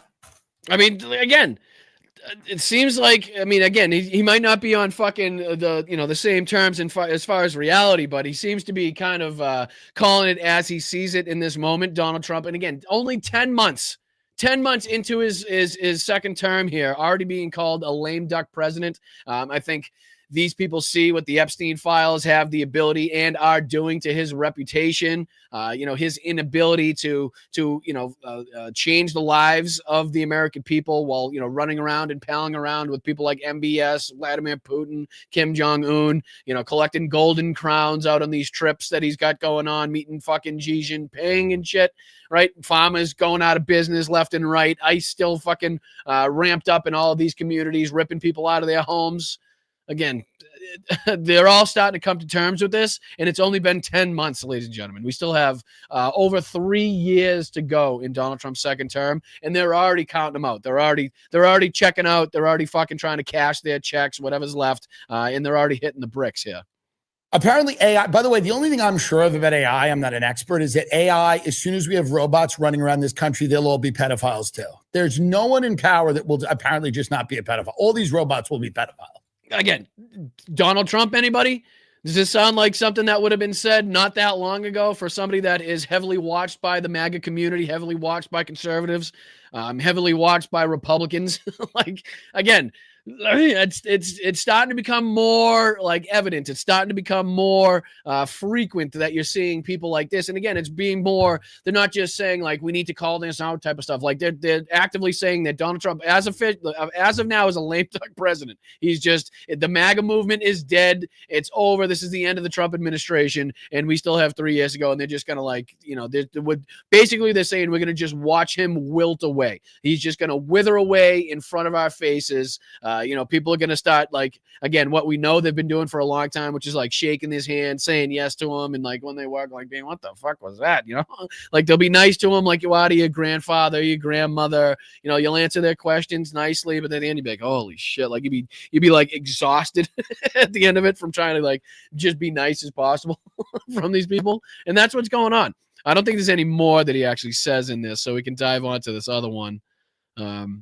But yeah, just to show that, people like Tim Dillon, we don't think much of him, but again, to do the job, he's very big on the opposite side. So to have him be coming out and saying things, especially, along the lines of what this asshole is saying too, Nick Fuentes, another one of these huge commentators on the right, got a growing base now that he's being more frequently talked about, especially since he was on with Tucker Carlson. Even Donald Trump the other day being asked about this, and Donald Trump, who had lunch with Kanye West and Nick Fuentes in his first administration, now talking about how Tucker Carlson and Nick Fuentes basically can do whatever they want, say whatever they want, and nobody should kind of go after Tucker for having Nick Fuentes on. All of a sudden seeming like he's defending free speech while actively trying to curtail free speech at the same time for everybody else. But again, that's just the hypocrisy that Donald Trump lays down everywhere he goes. But yeah, this is that Purge viral guy, and I'm still looking for an accurate answer in the chat to where this guy's accent is from. Where is this guy from? I don't understand, because he talks and he makes videos like he was born in fucking Greenbow, Alabama. Like he is the most American you could possibly fucking imagine. And it's pretty evident to me as soon as he opens his mouth, this wasn't his, his country of origin. He may be, a legal green card holder or a legal resident now, but I'm going to go out on a limb and say that's not the country he was born in, was the United States. So it's kind of, I'm still trying to look for in the old chat where this kid is from. But yeah, let's listen to this.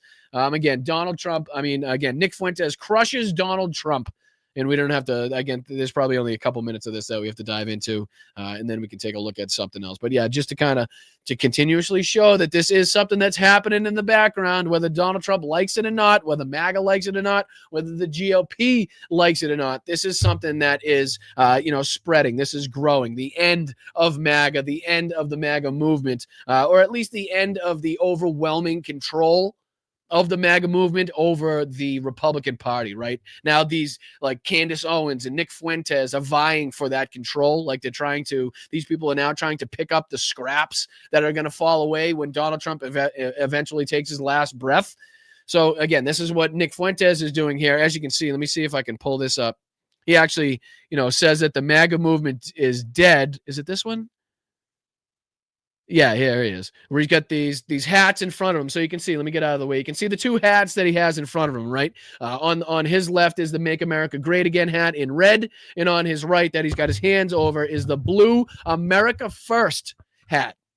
So he's now trying to replace "Make America Great Again" with "America First," which is his nationalistic isolationist movement of, Americans only, no blacks, no Jews, no brown people. Again, coming from this at an even more bigoted, even more racist stance.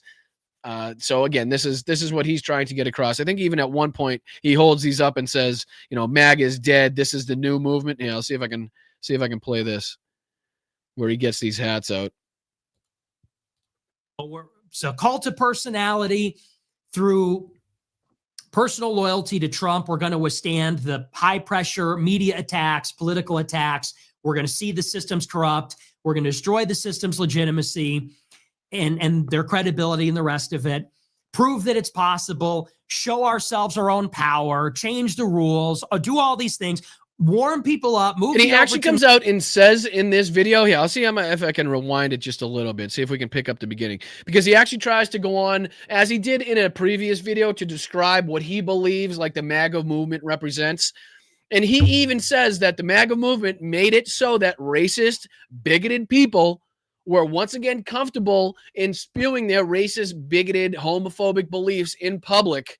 Donald Trump made that okay again, where they didn't have to, again, they weren't shunned to these backroom 4chan fucking networks. They didn't have to meet in churches, and again, down in Kentucky or Arkansas, right, where nobody could see them and hear that they were talking about the black people or the Mexicans that have just moved in. No, now they can do it outright on Twitter, on social media. They can put their face on the TikTok, and it has been made mainstream. It's been made mainstream, and it's been okayed and normalized by this Republican Party over the fucking 10 plus years that Donald Trump's been affiliated. And even before that, even before that, but Donald Trump was the one that really made that push to make this mainstream, to do away with what he calls political correctness and to just kind of steamroll his way in there. But even Nick is trying to make it so people know that it was Donald Trump and the MAGA base that made racism okay again, that made like his beliefs,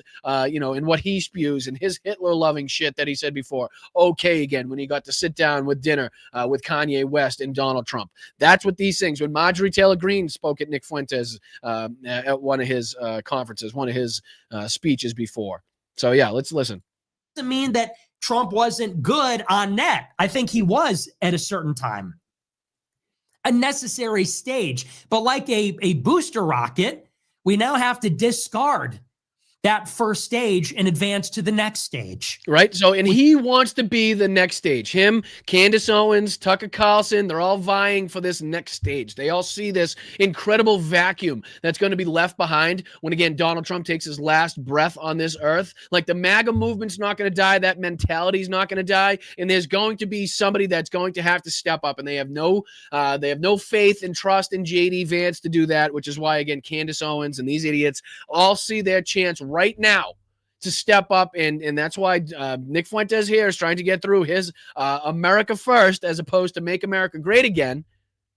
And that's going to be the new way forward for the people that, again, have been thrown aside by the MAGA base, or, have deemed themselves to have been thrown aside, or, cast aside by that base. That's what he's trying to fulfill right now.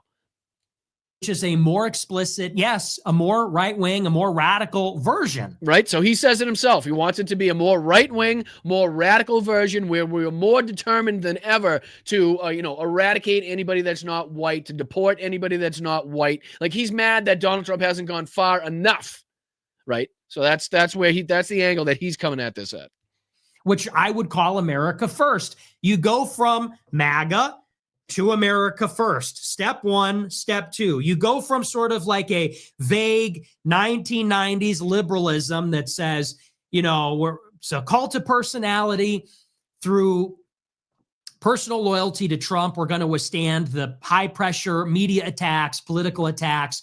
We're going to see the system's corrupt. We're going to destroy the system's legitimacy and their credibility and the rest of it. So he's basically trying to say that MAGA was a stepping stone, right? MAGA was just that, like he said, the first stage of the rocket in their full takeover, their complete takeover of this country, to making it a Christo nationalist, right-wing, fucking enclave, basically.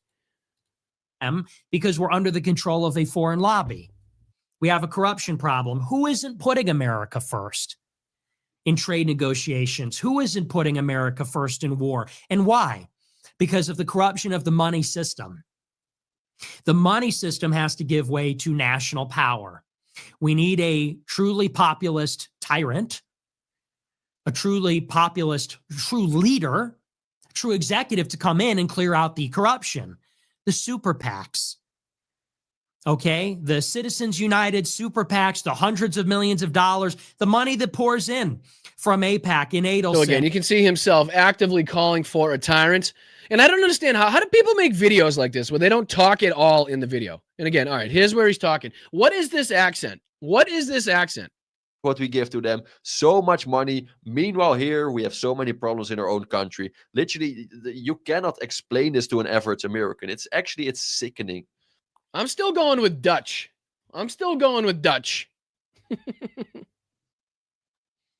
And when Congress considers items like this, the only country where this became a controversy was Trump. And ever since Trump left office, Trump and his family and his boosters, all they could talk about was the Epstein files.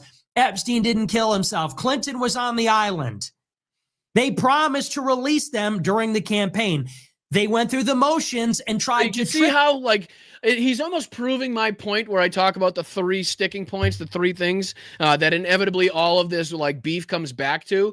He's talking about the Epstein files here. He was just bringing up, Israel. There's an anti-Israel and a pro-Israel faction now going on between MAGA and Republicans in that. There's also the pro-Epstein or the anti-Epstein faction that's been going on, as well as the Charlie Kirk. I'm not sure if he brings up the Charlie Kirk aspect in this, but he's 2 for 3 so far in proving my point on like the sticking points, the through lines that you can draw and what they go back to in this fight. Everybody this February. And now that Marjorie and Thomas Massey actually want the files, that's the other reason they're out of MAGA. Now, what have we learned? In order to be a part of the Trump movement and a part of MAGA, you have to support foreign aid to Israel. You have to be in favor of Trump's cover-up of the Epstein files. There's two right there that I've been saying for a long time on this show that you can deem, like you can talk about when you're talking about this MAGA civil war, that almost inevitably, whatever situation they're talking about can go back to these three situations, right? And he just listed 2 of them right in a row, straight like he was listening to my show. That's apparently now what MAGA means. MAGA used to mean 3 things.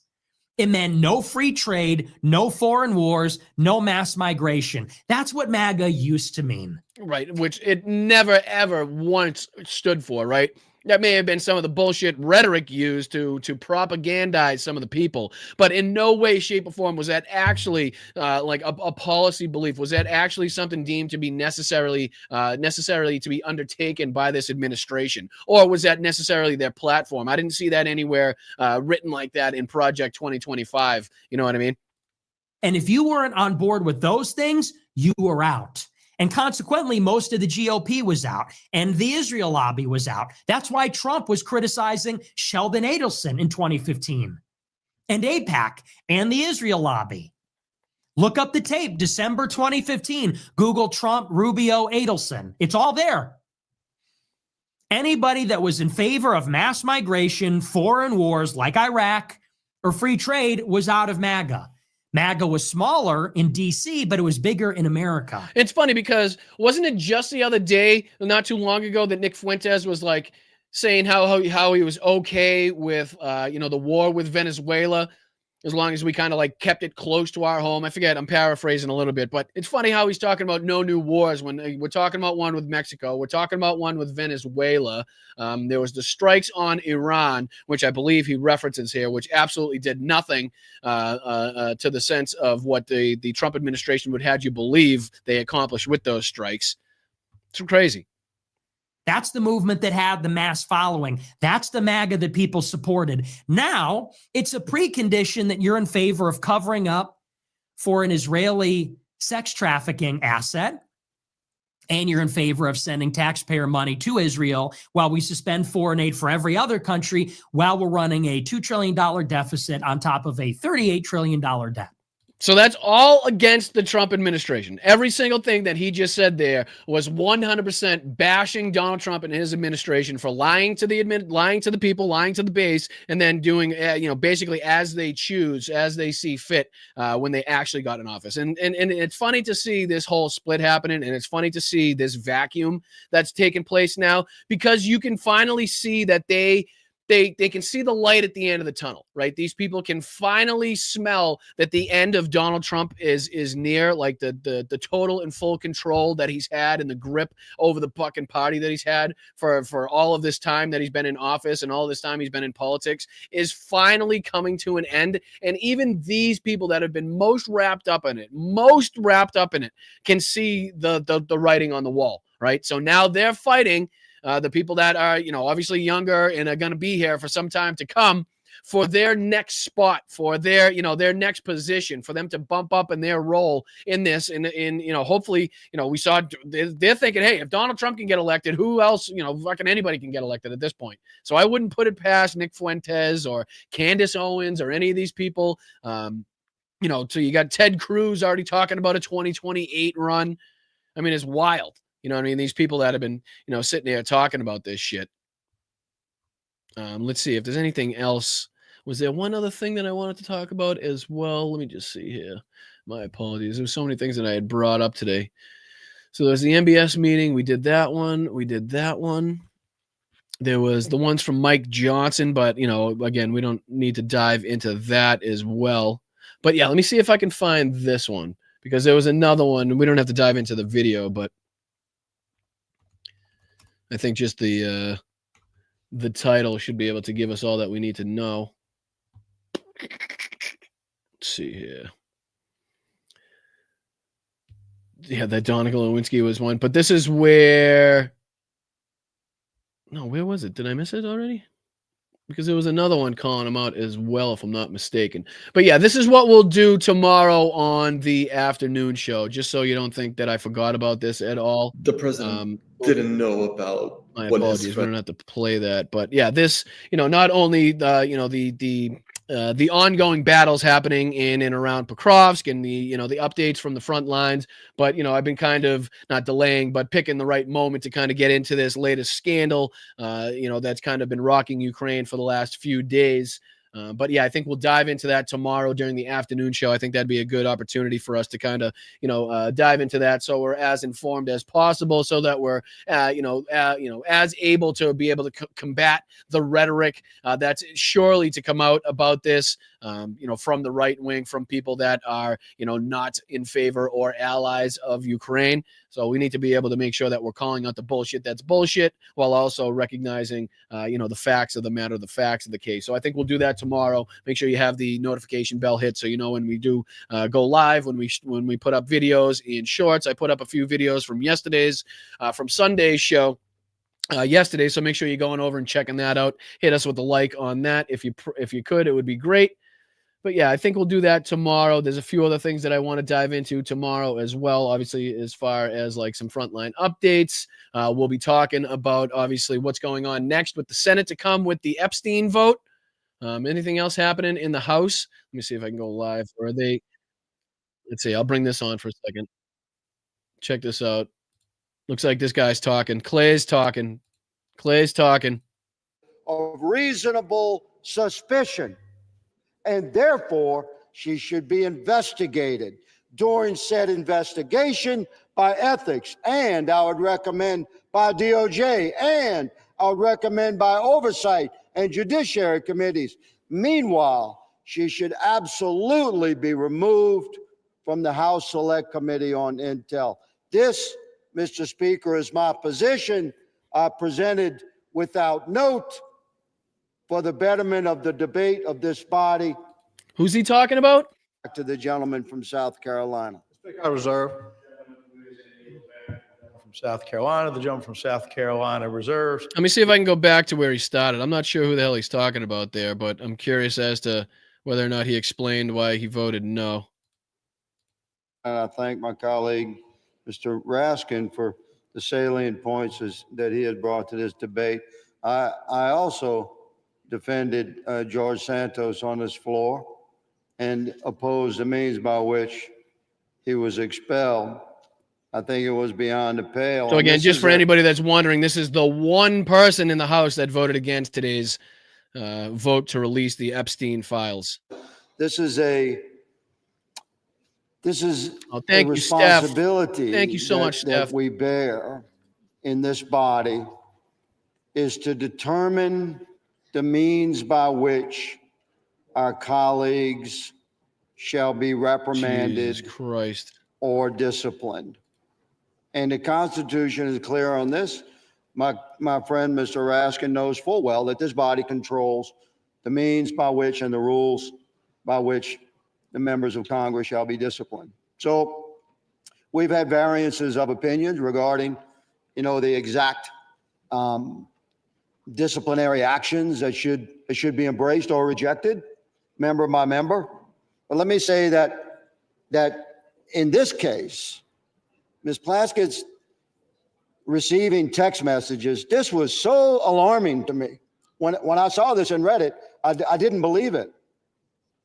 I say to my friend, I thought perhaps it was media from a satirical site.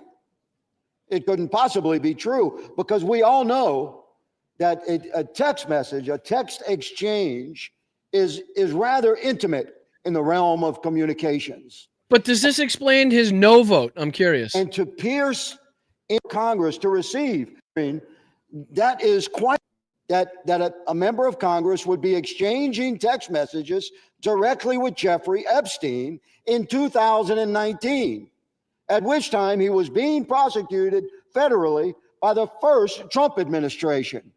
He had received some nature of a sweetheart. Again, so nothing in this is going to explain. This is more just back and forth.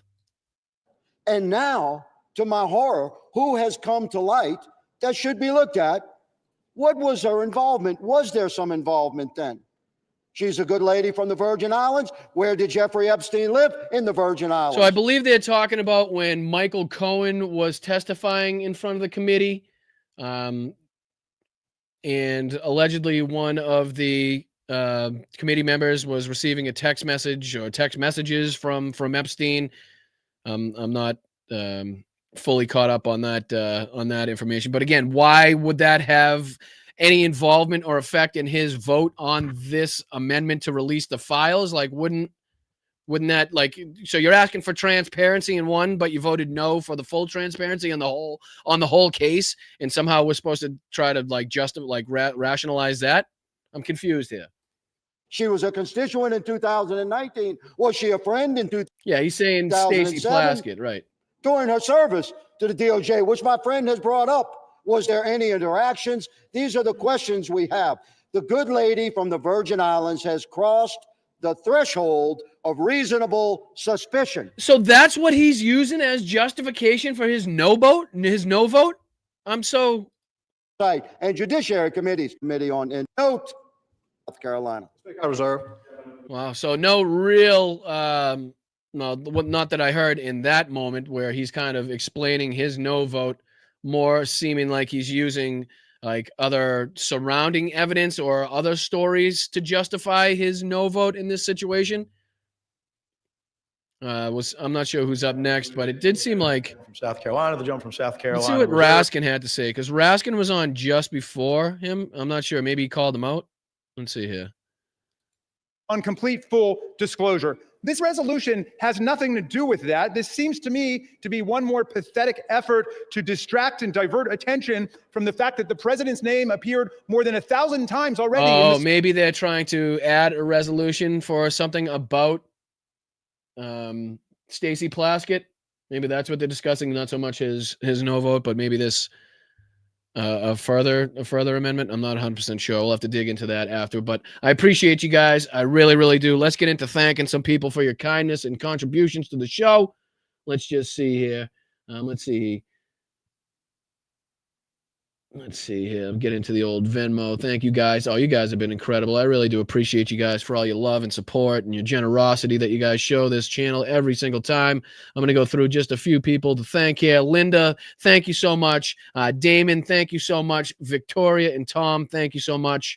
I really do appreciate you guys. Nancy, as always. Thomas, as always. Nicole, as always. Teague, Michael, James, Robert. You guys are amazing. Jenny Faye, I appreciate you so much for your contributions. Again, it's a Venmo right there. That little thing right there. You can just hold your camera up to it. Takes you to the Venmo. You send $1, Goes a long way in helping my day, goes a long way in helping this channel grow, and you'll feel better about yourself. I promise you will. So let's get into thanking some fabulous people here on YouTube.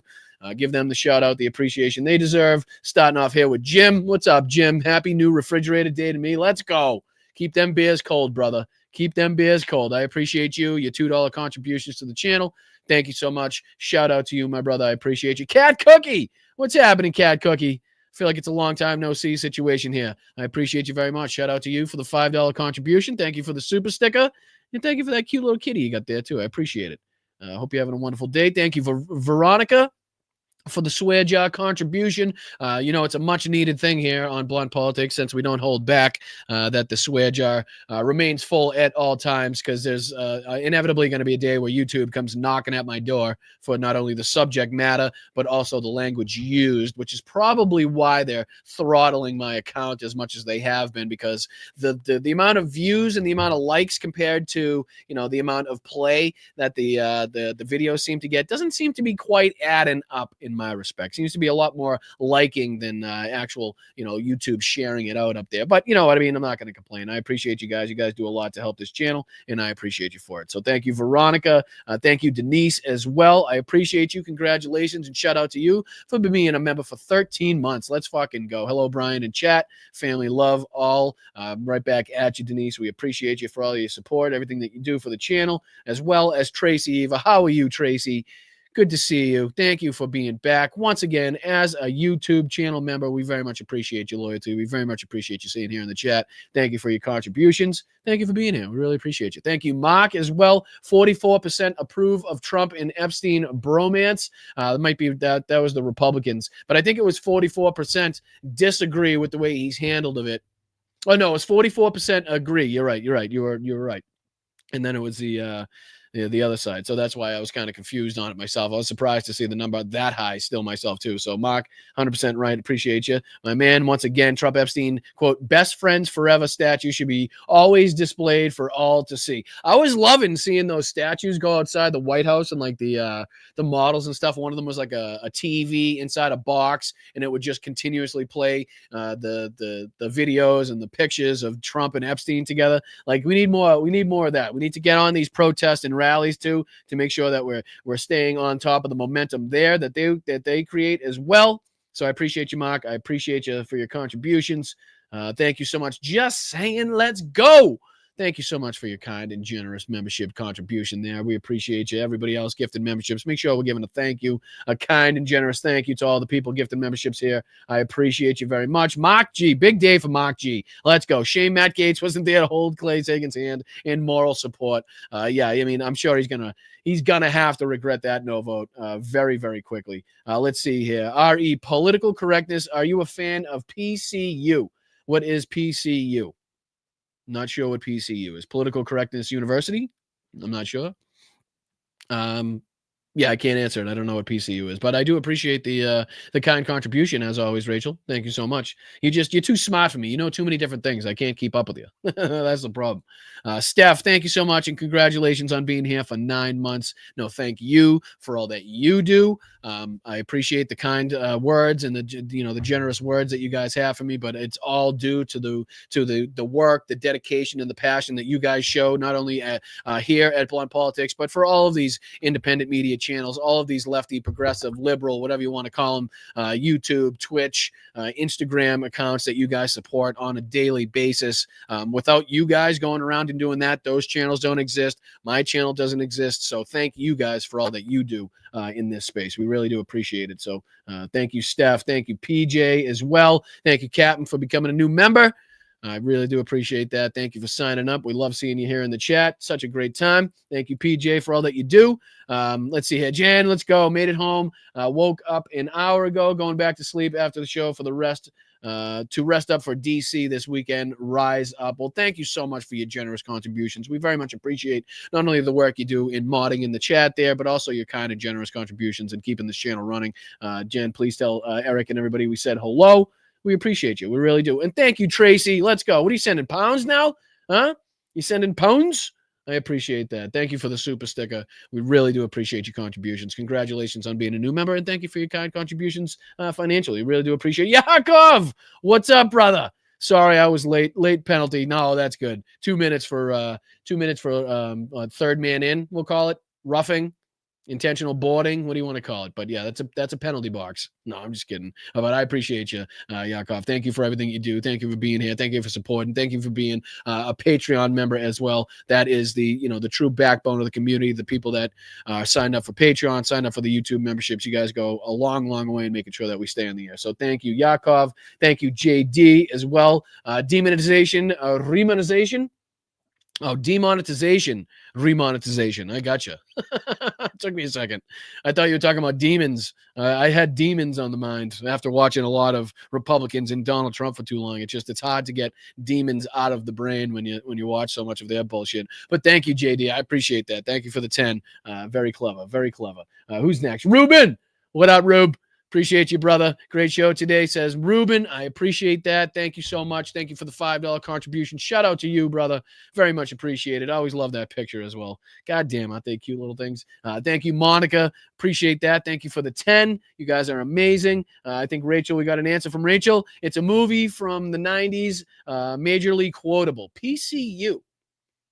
No, I'll have to check that out. I like to consider myself somewhat of a movie buff.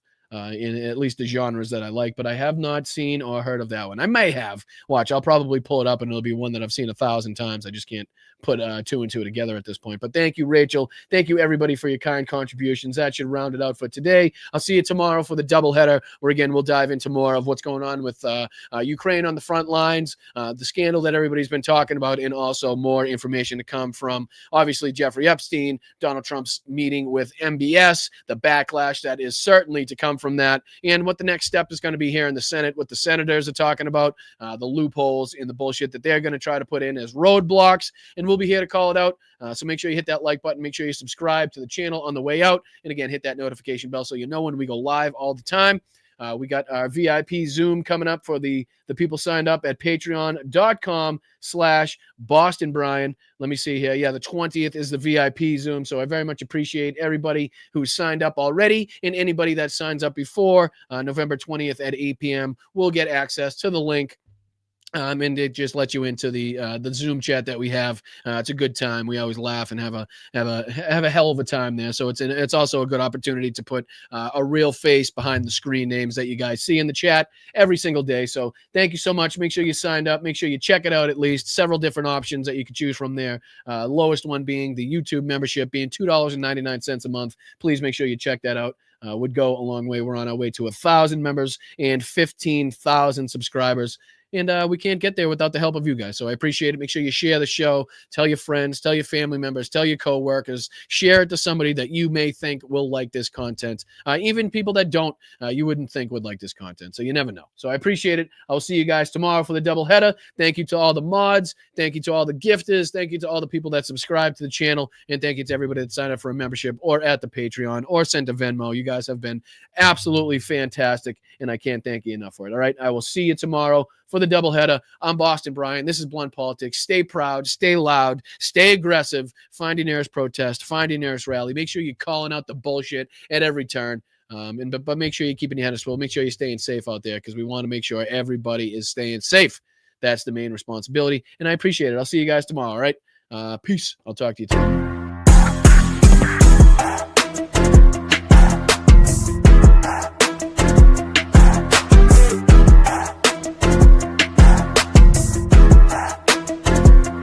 That's all I ask, Emily. That's all I ask. Just think about it. Just consider it.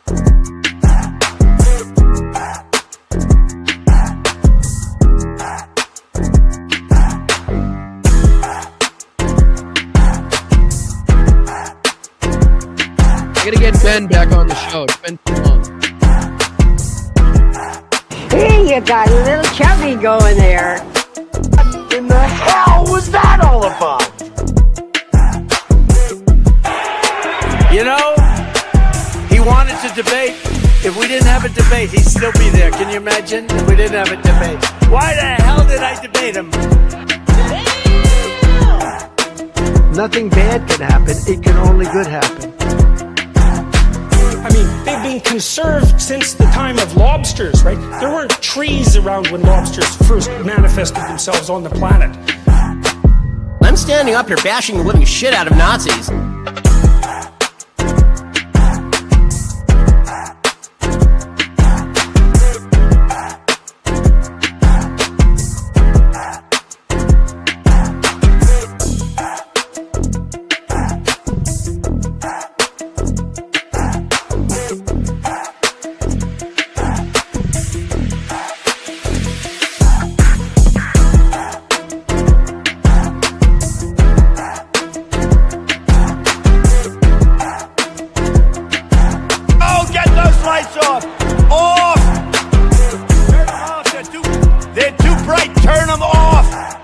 Eating the dogs, the people that came in, they're eating the cats, they're eating the pets of the people that live there. You referred to my hands. If they're small, something else must be small.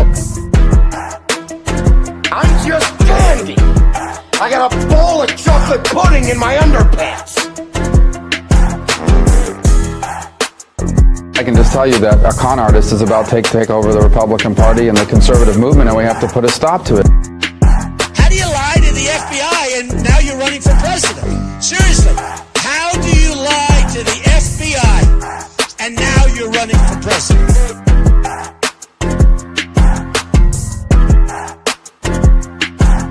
Go fuck yourself.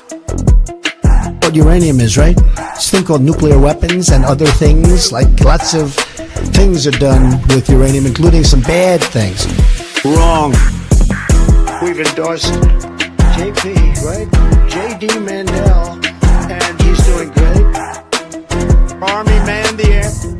It ran the ramparts. It took over the airports. It did everything it had to do. Venezuela. Did you just see Maduro? Venezuela. It's unbelievable. It feels so lovely to be here tonight. What a beautiful out. Give yourself a round of applause. You're so lovely. Everyone's so lovely. Shifting production to Thailand and to Vietnam. Yes, of course, hence the name. Movement, it moves a certain distance, then it stops, you see. Revolution gets its name by always coming back around in your face. You tried to kill me, you son of a bitch. So welcome to the revolution. We are a nation that just recently heard that Saudi Arabia and Russia will repeat your...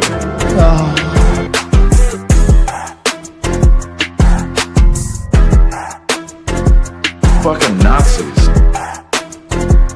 When you ran out the healthy arms, you ran out of really healthy. They had great arms, but they ran out. It's called sports. It's called baseball in particular, and pitchers, I guess you could say, in really particular.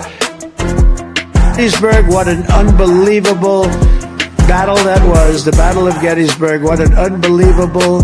I mean, it was so much and so interesting and so vicious and horrible and so beautiful in so many different ways. It represented such a big portion of the success of this country. Gettysburg, wow. I go to Gettysburg, Pennsylvania to look and to watch. Oh, thank you, Robert. Thank you for the $5 on Venmo. I really appreciate that. All right, mods. I'll see you guys tomorrow. Thank you, everybody. Make sure you hit that like on the way out. It means a lot. Appreciate it. The big, fat, sloppy United States.